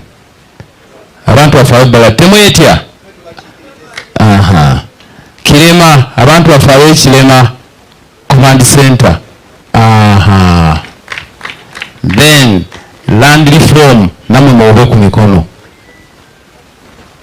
Kati ntwala omukisa guno okwaniza mukkirize omulamu ogwatuleese wano gwe gw'okutegeera era okulonkinga ofiisi eno. Nsaba mumpeeyo eddakiika entono nga sinayita abagenyi ab'enjawulo. Mukadde waffe Muzeeyi Kigula mumuweeyo eddakiika ng'era abasomesa mbamanyi 3 eziyigiriza omwana omuyigirize oba ayigizika. Abannyonnyole ki LMC kyekitegeeza mu Uganda.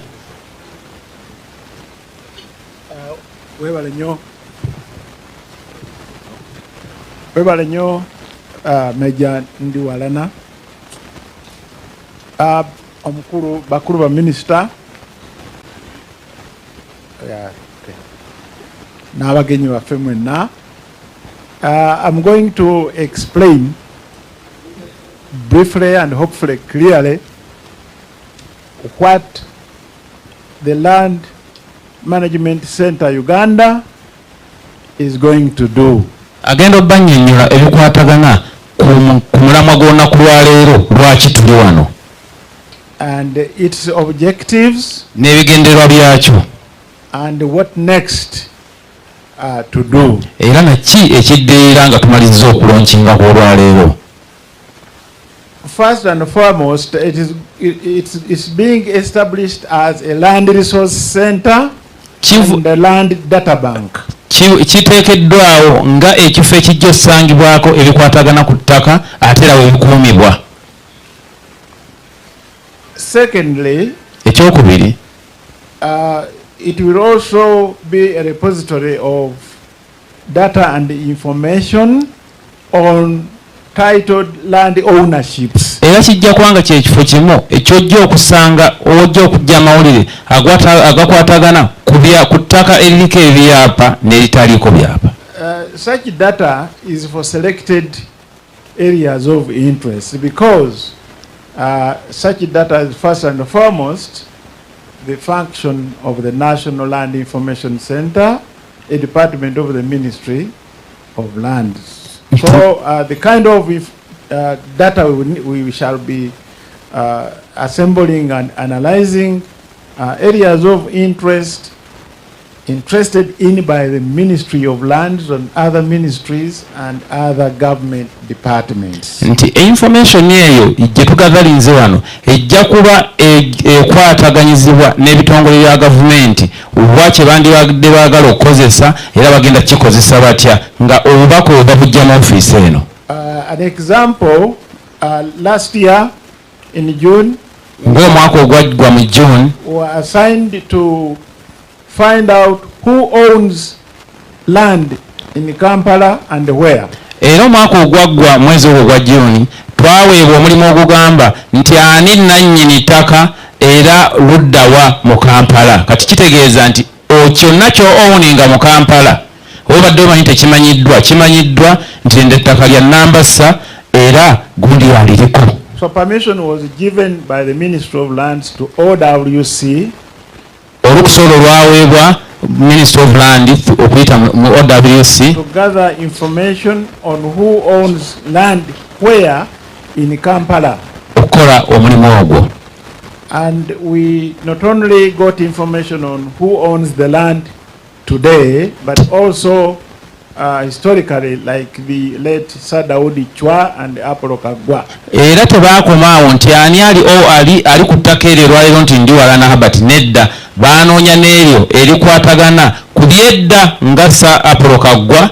So we have information and data on where exactly Apollo Kagwa's land, you know, demarcations were, and Daudi Chwa's land was, and the present day information, both in map and figure data. Ebikwatagana ku ttaka lya Sir Apollo Kagwa edda lyakomangawa n'erya ani omulala ne Daudi Chwa likomawa byonna ne kakati kyekiriwo kimanyiddwa boundaries oba empanyi wabwe zikoma. Those books are some of the materials in which this data was compiled. Ebitabo bino bye mulaba si Bayibuli ne Bayibuli ekwatagana ku bubaka bw'ettaka. But the purpose of gathering and analyzing that data is not to keep it. Omugaso gw'okufuna obubaka obukwatagana ku ttaka eryo kubikwatagana ku ttaka si kukuuma wabula okutegeera. To make it available to those government agencies and departments which want to use it. Okulaba nti omuntu oyo nga mwanyina fona abadde wano bwagambye nti ofiisi okuvalira gyeyingiramu oyinza okuba nga talina history ya ofiisi eyo naye kati abanaayingira nga bonna mu ofiisi z'ettaka ebikwata ku ttaka bajja bisangangamu omwo. To get informed decisions. Okufuna engeri gye banaasalangawo kyekyokukola. Summarizing this, I want to show you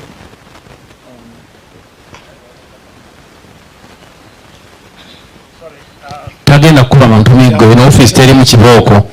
So we are able to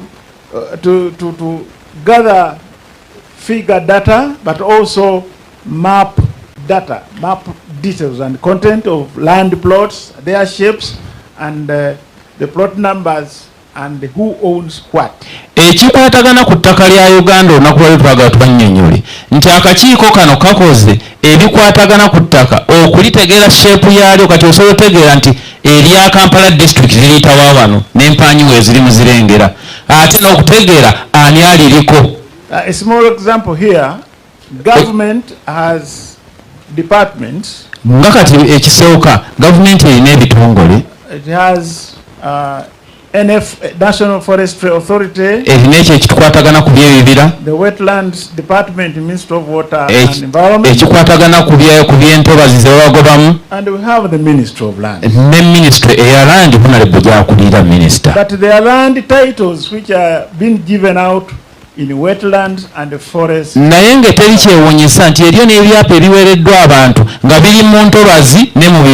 But the three departments or ministries of government cannot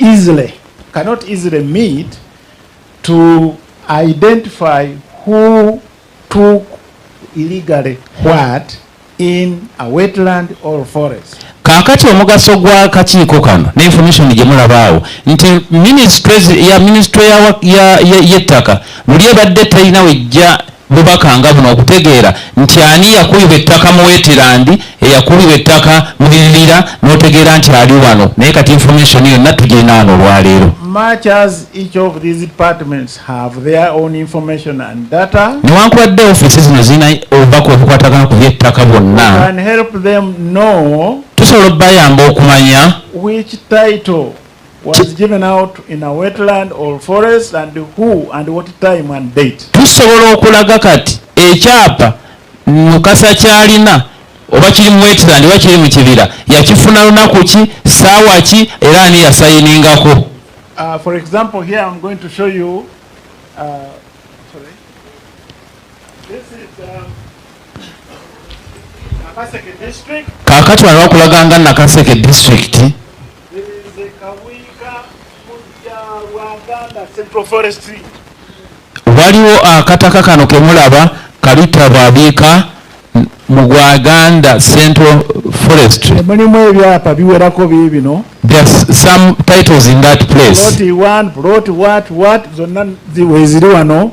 ettaka eryo liriko ebyapa ne ploti naye temujjaawo abamawulire temukubawo ebifaananyi tetukkirizibwa kubiraga bino tetwagala banne mukuba ebifaananyi kulaga ani aliwo era yafunamu bukyama oba mutuufu okubalaga nti ebyapa tubirina tubiraba wano bulungi naye gwali eyo ng'ekyapa akifuna mu kifo kino mu Mankwetu tukiraba bulungi ddi wakifuna na bunene kiboolinako ntobazi ebyapa ne plot number tubirina bulungi era naawe akwatagana ku byentobazi minisita gy'oli n'abalala bwenna n'ebyapa tubirina ojja ne tukuwa data kale data oyo yenna we tuba tumuterese obubaka obwo bwonna we tuba tubuterese obukwatagana ku by'ettaka naffe tulina amateeka agatukwatako tetumala agamula newankubadde tukola kino tetuli above the law that governs the government or land. So the relevant government departments can always partner with us. N'olwekyo government abali mu department eyo basobola okukwatagana naffe okubawa obubaka obukwatagana ku kifo kye banoonyerezaako. We provide that information.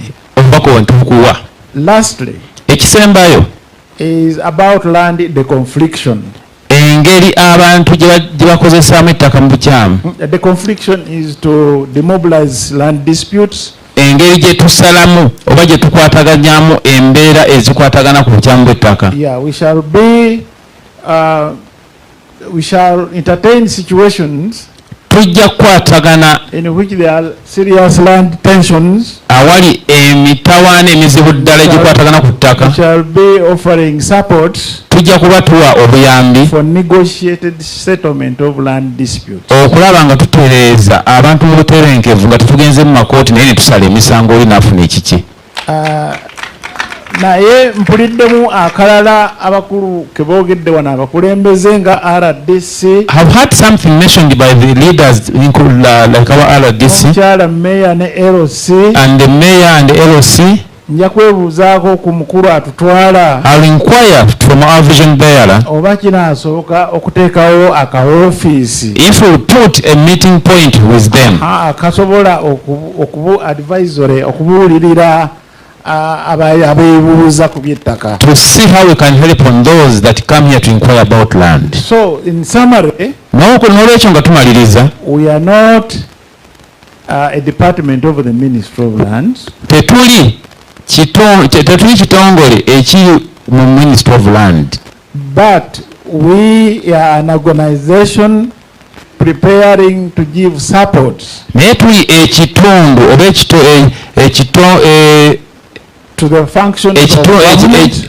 Department esobola okuyamba okuwa information ministerial lands so that they can use our strategic land intelligence okusobola okuba nti bakozesa information ife gye tufunye on ground okulaba nga basobola okuvinga emisango gyabwe effective plans and decisions okukola ekyo ekiba kyetaagisizza nga baagala otebenkeza emirembe. And lastly, ekisembayo, we are not a land dispute settlement forum. Siffe abasalawo okusortinga embulobutto z'ettaka. But if our patron agrees, naye singa vision bearer waffe akkiriza, we shall put a meeting point here.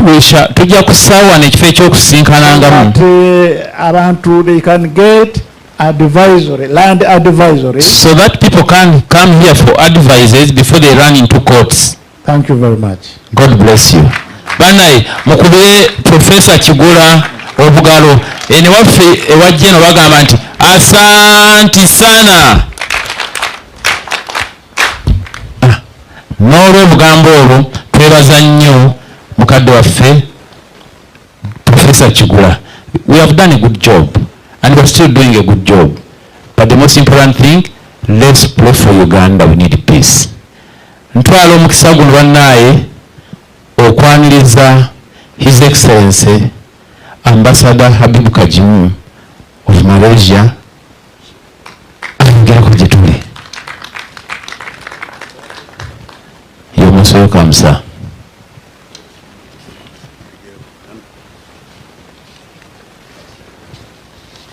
The honorable ministers who are here, abakulembeze mwenna ba minisita abali wano, my elder brother Mzee Nadduli, mukulu wange era mukadde wange Alhaji Nadduli, Hajjat mukyala wange Hajjat Saida, Hajjat Saida Bumba, my wife, ne mutabani wange wanyanjulidde olwaleero bujja okusimanyi nti mutabani waffe ne mutabani waffe gwemulira Barugale Barugale anti manyi munaye muganda erudda Barugale Balamu kyobola nti nze mulina okunsabira kubanga nze bwe ngenda enkola enjogera Lunyankole. That's why you need to pray for him, because when he goes to Ankole he uses Ankole. Njogera Lunyankole. He uses Lunyankole. When he's in Uganda, he uses Uganda. When he goes to those Arab countries, he uses Arabic. When he's in Malaysia, he uses that language of Malaysia for the years he has lived there. Eranze, the best interpreter in the world, I know how to interpret my brother's name. Mwenna njagala kubalamusa ekiramuso ekyaffe ekyekisiraamu ng'era ekyo ekyabantu mwenna nti assalamu alaikum wa rahmatullahi wa barakatuh. I greet you all in the name of Allah, that assalamu alaikum wa rahmatullahi wa barakatuh. Kitegeeza nti emirembe gya Mungu mwenna gibabeereko, ffenna tuli bantu ba ddiini emu, ffenna tuli bantu ba. That the peace of God and his grace be upon us. Njagala okubeera n'ebintu bitono nnyo kubanga ebyokukola mwina bingi mwina ddala abakozi ba gavumenti abafugibwa. I'm going to use just a few testimonies to you because I know everybody here, including the ministers, you are too busy. Nze mumanyi ntisengera mu bintu byabufuzi sikola ki. You know, for me, I'm not a politician. Sina biseera bya. I don't have time for that. Nze obulamu bwange mmalira mu kunoonya ssente. My life, I'm a businessman. Naye. But nasoma ebintu bingi. I studied so many things. Nze ndi munnamateeka nasoma amateeka. I'm also a lawyer. Ate nensoma ne sharia. And I took on Sharia. He has 2 degrees from the Islamic and also the normal degree for the law.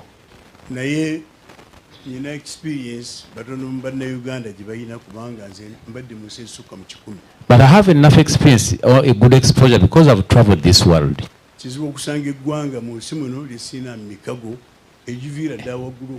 It's not easy to find a nation in this world where I don't have good connection from up to the bottom. I have an appointment with my young brother, General Salim Saleh. But when he asked me today that you have to pass by where I'm opening up my office, I was so happy. I was I decided to pass here. He wanted to pass here to thank you for what you are doing and also to inform you that the issue of land that you see today is the most important issue on earth.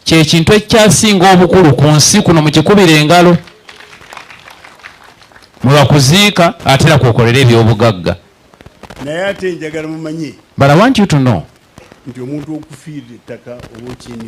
that when you lose land, that means that you are being undermined or demoralized, or to lose your life because of land. That means that you have lost your life for nothing. The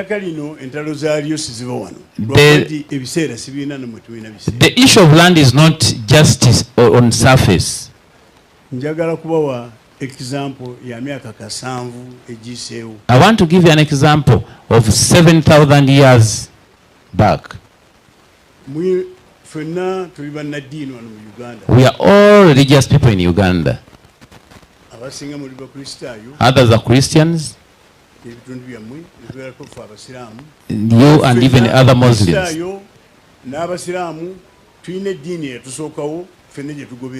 All of us, as we are here today, we have another religion that started before we started what is we are using today. The one from Moses, which is followed by the Israelites. And also our brothers from Ethiopia, the Judah. 7,000 before.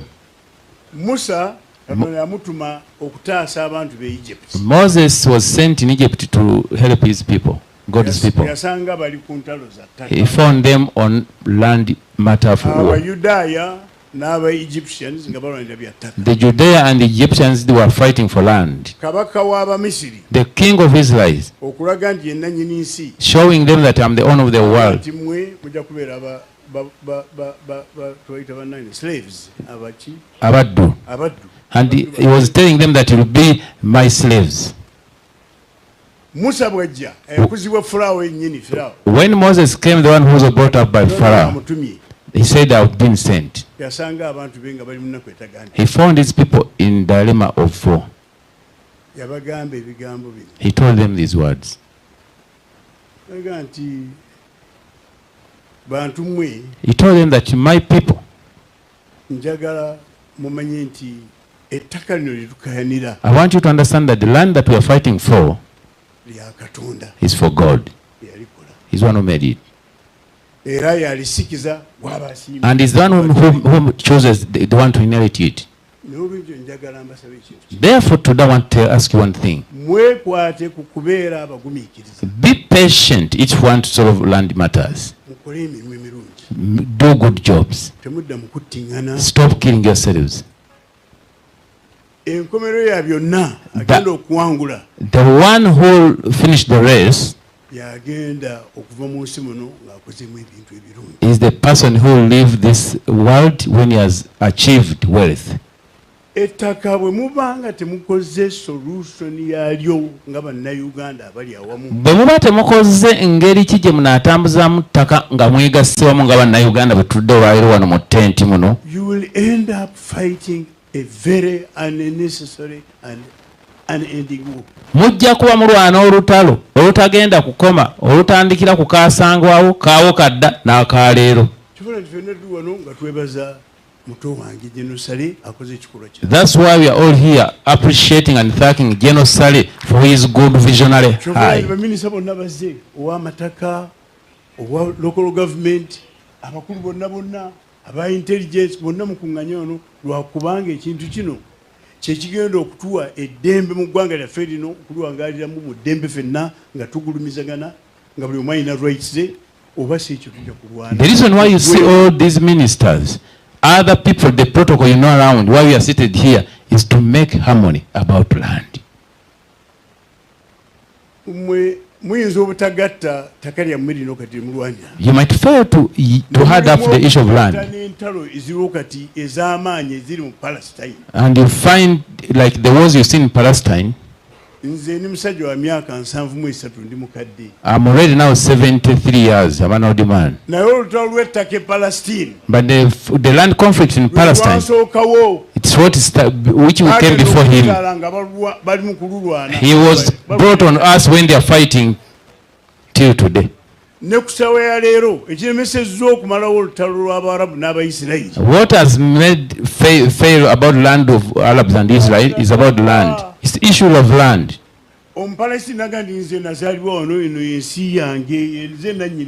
Palestinian says, I'm here, I was born here, and I'm the owner of this land. And also the Judea from Ukraine come and claim for them. Russia, Europe,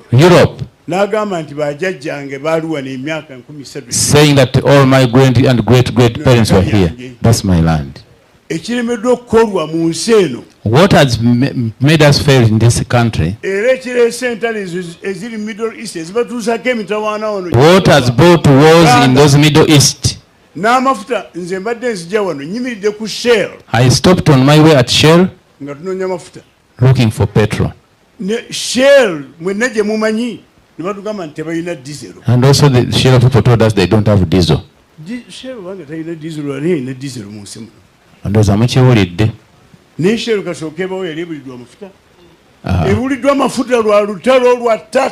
because of the war you see in Middle East there that has brought the scarcity of Can fuel. you make that link? Does that click in your brain? Ekyo banne musobola kukozesa obwongo bwammwe nga bwe muli bagezi ne mutegeera nti olutalo tuli mu kusolovinga wano e Uganda tujjawo ekyandi ekiri mu nsi ezo zikiri maanyi. Muleke kusaaga ne olutalo lw'ettaka. Don't joke with land matters.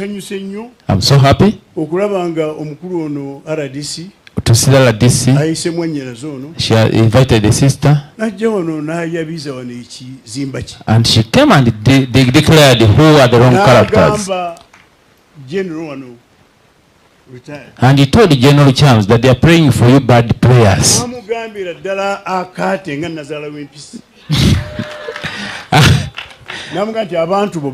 And he told him that General Chams, your people are bad. They have brought a lot of cases.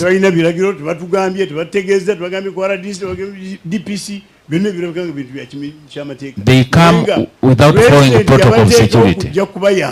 But when President brought these people to help people, I want to give a testimony about General Chams. I've never been in his office, but I've been calling him for over 40.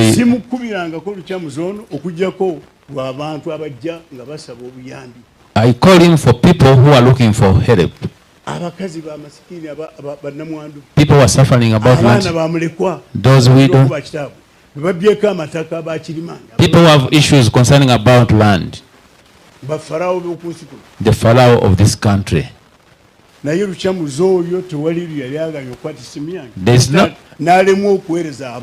no any day General Chams has ever failed to respond to my call and also to respond to people's needs.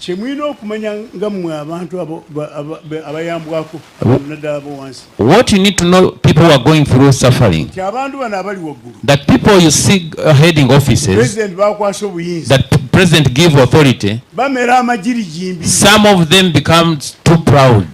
And when he comes to General Chams' office, and he comes here and becomes another issue.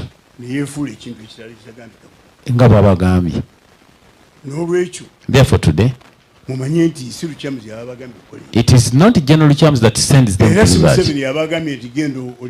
And it is not General 7 telling them to go and torture people on the issue of land. If you are an opposition person and you say that it's Museveni stealing land, cheap popularity that will not serve your interests at the end. Omuntu wa popularity ye muntu ajja mu kifo ky'okwogera amazima n'ayogera ekinaamusaasiza nga wano Honorable Balamu bw'agambye omukyala nti nedda birimu obuyaaye kozesa amazima.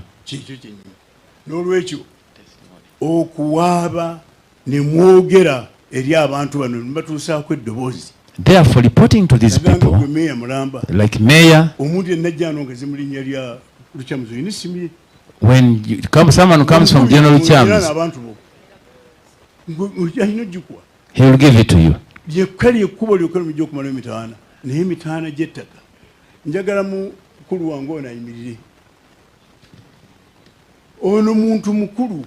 Haji Makina wa Mumulabo oyo is an elder in this country. But it was solved, sir. If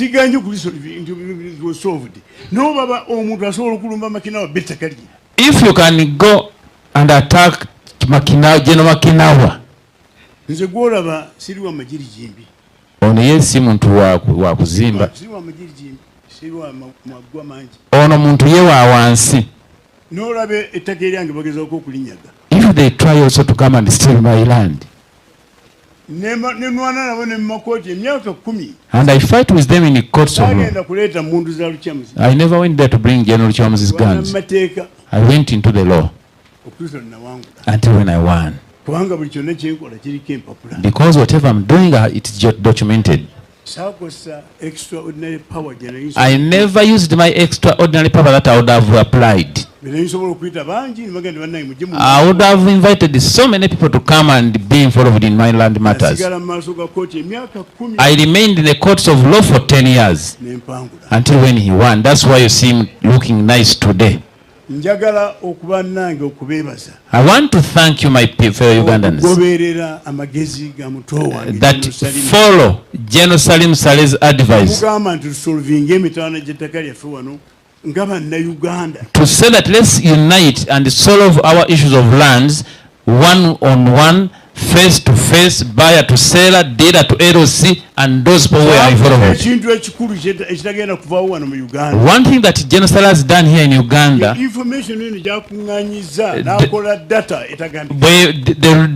power behind a history concerning about land.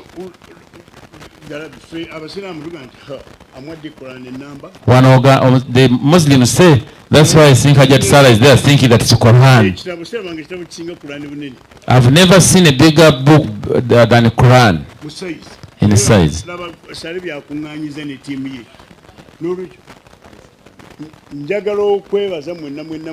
I want to thank everybody who have done this job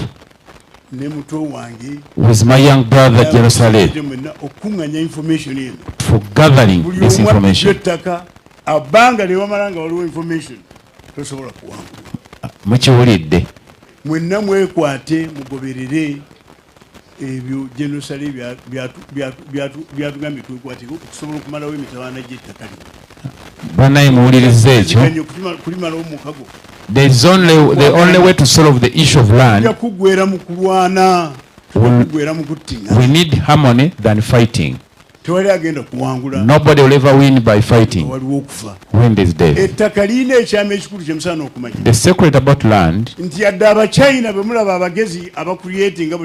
that even Chinese that create so many things, they can't create land. Land was created by God, you can't manufacture it. You can't cook land and make it yours.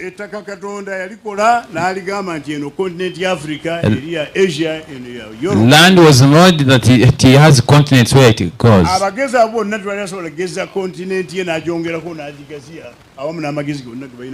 All those island people, Chinese, American, they can't make land. The power of land is by God. Nobody will ever get land permanently. The land you own, look at people that have ever been on it. Uganda emaze wano abazungu bagita juzi myaka 7 kasoka tuna independence. 70 years since when we got independence. But our elders were here amataka gonna ge baliko n'abantu abagaliko sibe bagaliko olwaleero siba nganda zabe bagaliko abantu balala katonda bakyusa. Ambassador kyagezaako bagamba nga ali mu kufunza era nga amaliza nti climax jabaga ettaka, land belongs to God, but utilize it in harmony than killing one another. That harmony, you will never have development. So if you don't, what about utemise mwecho temugenda kwena mirembe. Mutawani wange barugahari nozane hajati oyo wajatu wetaka. Wagenda ke Malaysia hajati. Ono mchala wange chajabe ne Malaysia. Bonna bali bageze ke Malaysia. Kije musoko okulaba mba mulandinge Malaysia. Honorable Nawakoba, you have to be ready to go to Malaysia and Baram. And the proper division and proper organization of the land. Because that's where you land. How people have utilized the land. Nobody builds in wetland, in forests. In the state like Kampala, the tree that to cut a tree in the city, you have to ask permission before you cut it. And they are the one to give you the person. They give you the Musalamala to cut it. That's why whenever you go there, you say it looks nice. That's the testimony Jane wanted us to get. That Malaysia came to borrow money from Uganda, not the old Uganda, but from the king of Busoga in 1963. But now the economy of Uganda, which we praise all the time, 66 billion. It's on 66 billion. Malaysia is behind Uganda at independence. Malaysia, which was behind Uganda during independence, 500 billion. Kateri, it's on 500 billion. Last year, 2025, that's how it was. Malaysia.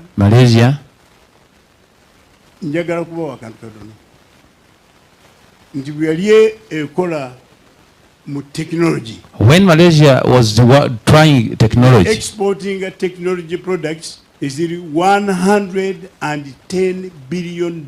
Yali enona technology ali worth sente ezo zayogedde mu kulumbuga yazimanyi. Naye nga India but India has got 33 million people. India is 1.4 billion people. India is 1.4 billion people. Exporting 3 billion worth of technology development. Yanona sente ezo zowulidde mu technology. Organization, okukkiriziganya, okugulumizagana, n'obutalwanagana is the only solution. Ekiteereddwawo olwaleero mu Uganda ekiro nkiyingiddwa kyekyokka ekisobola okuleeta eddembe, enkulaakulana, obugagga singa tetweyisaamu maaso. Allow him to stop from here so that he can leave us. Bannaye twebaze nnyo mukadde waffe Ajabibu Kajimu, ambasada waffe olw'amawulire g'atuwadde abannyonnyodde nti Malaysia gye tusinza yajja ne yeewolako wano mu 63 sente nga tezeewoze mu gavumenti ng'ezeeweze ku kabaka wa Busoga okukulaakulanya ensi yaabwe. Nga bw'onoova eri n'ojja n'ogamba nti Madam Sylvia Mwewa tuwoleeyo sente tukulaakulanye ensi yaffe oba Tanzania, ne bazeewola ku muntu so si Uganda. N'obugalo obwo twebaza Haji, and we thank generously where you are viewing us for this visionary eye that people today have learned that Uganda is gold if we unite and keep peace. At this juncture, let me have this opportunity to invite our only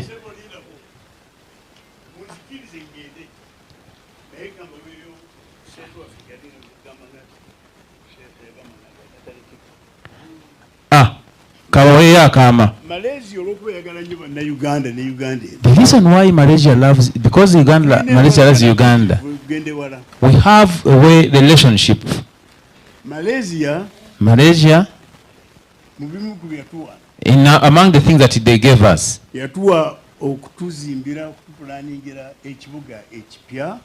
they gave us to build for us a new city for administration.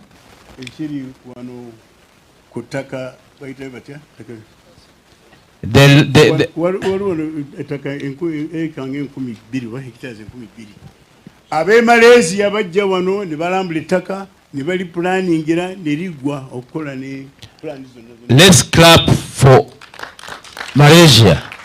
They promised to build for us a new city in Uganda as a gift to Ugandans. And they are not going to cost Uganda any coin. But till now, because of disunity and the land issue, it has not started. Between Indians and other people that are not mentioned, and some people in the kingdoms. How come that unbelievable and unacceptable. Delays the development yokufuna ekibuga administration nga Malaysia kyezimbe wabuwayo kyebayita Putrajaya. Ekibuga ekyo kyagambye bakitusuubiza kizimba wano e Uganda nakigalala naye kikyagaanya okutandika olw'ensonga y'ettaka eri kingdom n'abantu bimuwulidde. Indians are fighting you for it and the kingdom.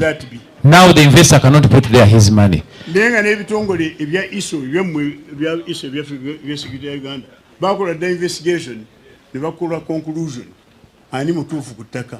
But still up to today. But the good thing, movement. All security organs and other investigators, they have come up with a report that we are the owners of that land. We are solving today the issue of land if we unite together as if otherwise we will not develop. Otherwise tujja kulakulana. Salamu alaikum Haji tusimye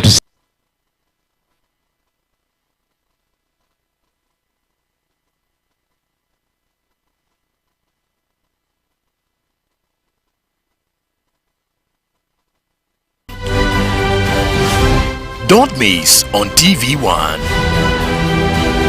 Are you ready to take charge of your future? I told you I'm one of the best performing prime ministers. Parliament is not a stationary building. Welcome to Know Your Government on TV1. New spirit of fighting corruption. The show that breaks down how government works and how you can make a difference. Please don't get excited. You must keep pace. From local councils to the State House, we'll show you how decisions are made. Join us every week as we demystify politics and empower you to be an active citizen. Tune in to Know Your Government, only on TV1.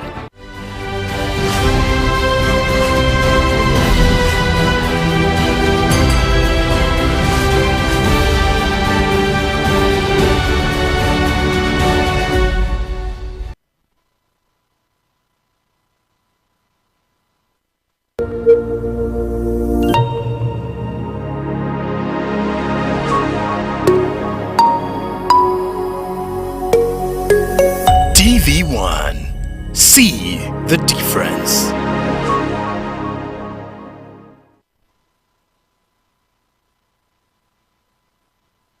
The global value of coffee businesses currently is US$ 460 billion. Behind every cup of coffee lies a story of hard work, heritage and opportunity. Our coffee celebrates the farmers, communities and traditions that make coffee more than just a drink. It's a livelihood and a legacy. Join us as we explore the value of coffee farming, the benefits it brings to families and communities, and the journey from fertile soil to your morning cup. Discover the knowledge, passion and dedication that keep the coffee industry thriving. Because when coffee grows, communities grow too. Every Saturday, 10:30 p.m. only on TV1. Our coffee, brewing stories, growing futures.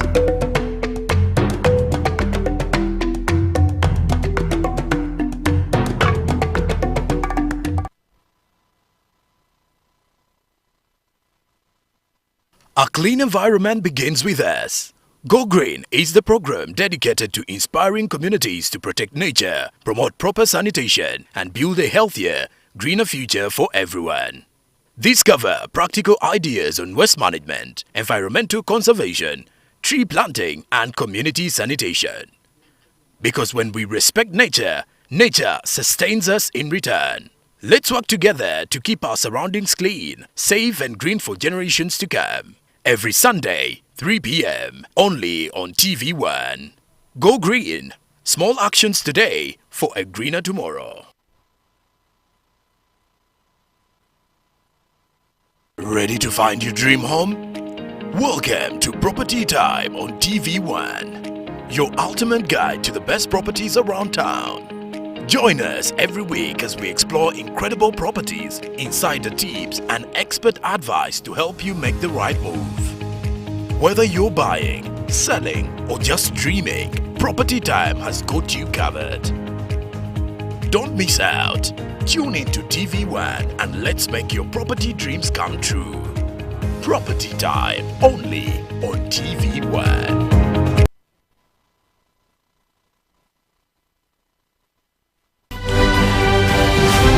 Don't miss on TV1. Are you ready to take charge of your future? I told you I'm one of the best performing prime ministers. Parliament is not a stationary building. Welcome to Know Your Government on TV1. New spirit of fighting corruption. The show that breaks down how government works and how you can make a difference. Please don't get excited. You must keep pace.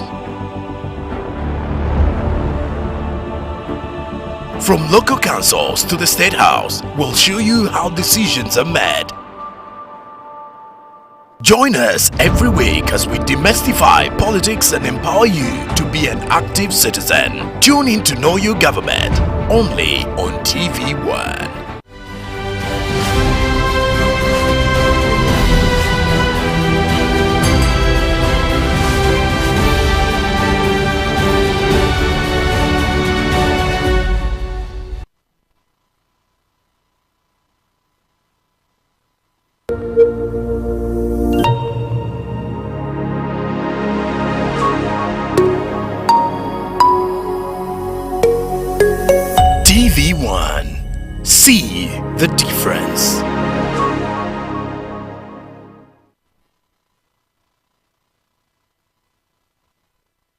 The global value of coffee businesses currently is US$ 460 billion. Behind every cup of coffee lies a story of hard work, heritage and opportunity. Our coffee celebrates the farmers, communities and traditions that make coffee more than just a drink. It's a livelihood and a legacy. Join us as we explore the value of coffee farming, the benefits it brings to families and communities, and the journey from fertile soil to your morning cup. Discover the knowledge, passion and dedication that keep the coffee industry thriving. Because when coffee grows, communities grow too. Every Saturday, 10:30 p.m. only on TV1. Our coffee, brewing stories, growing futures.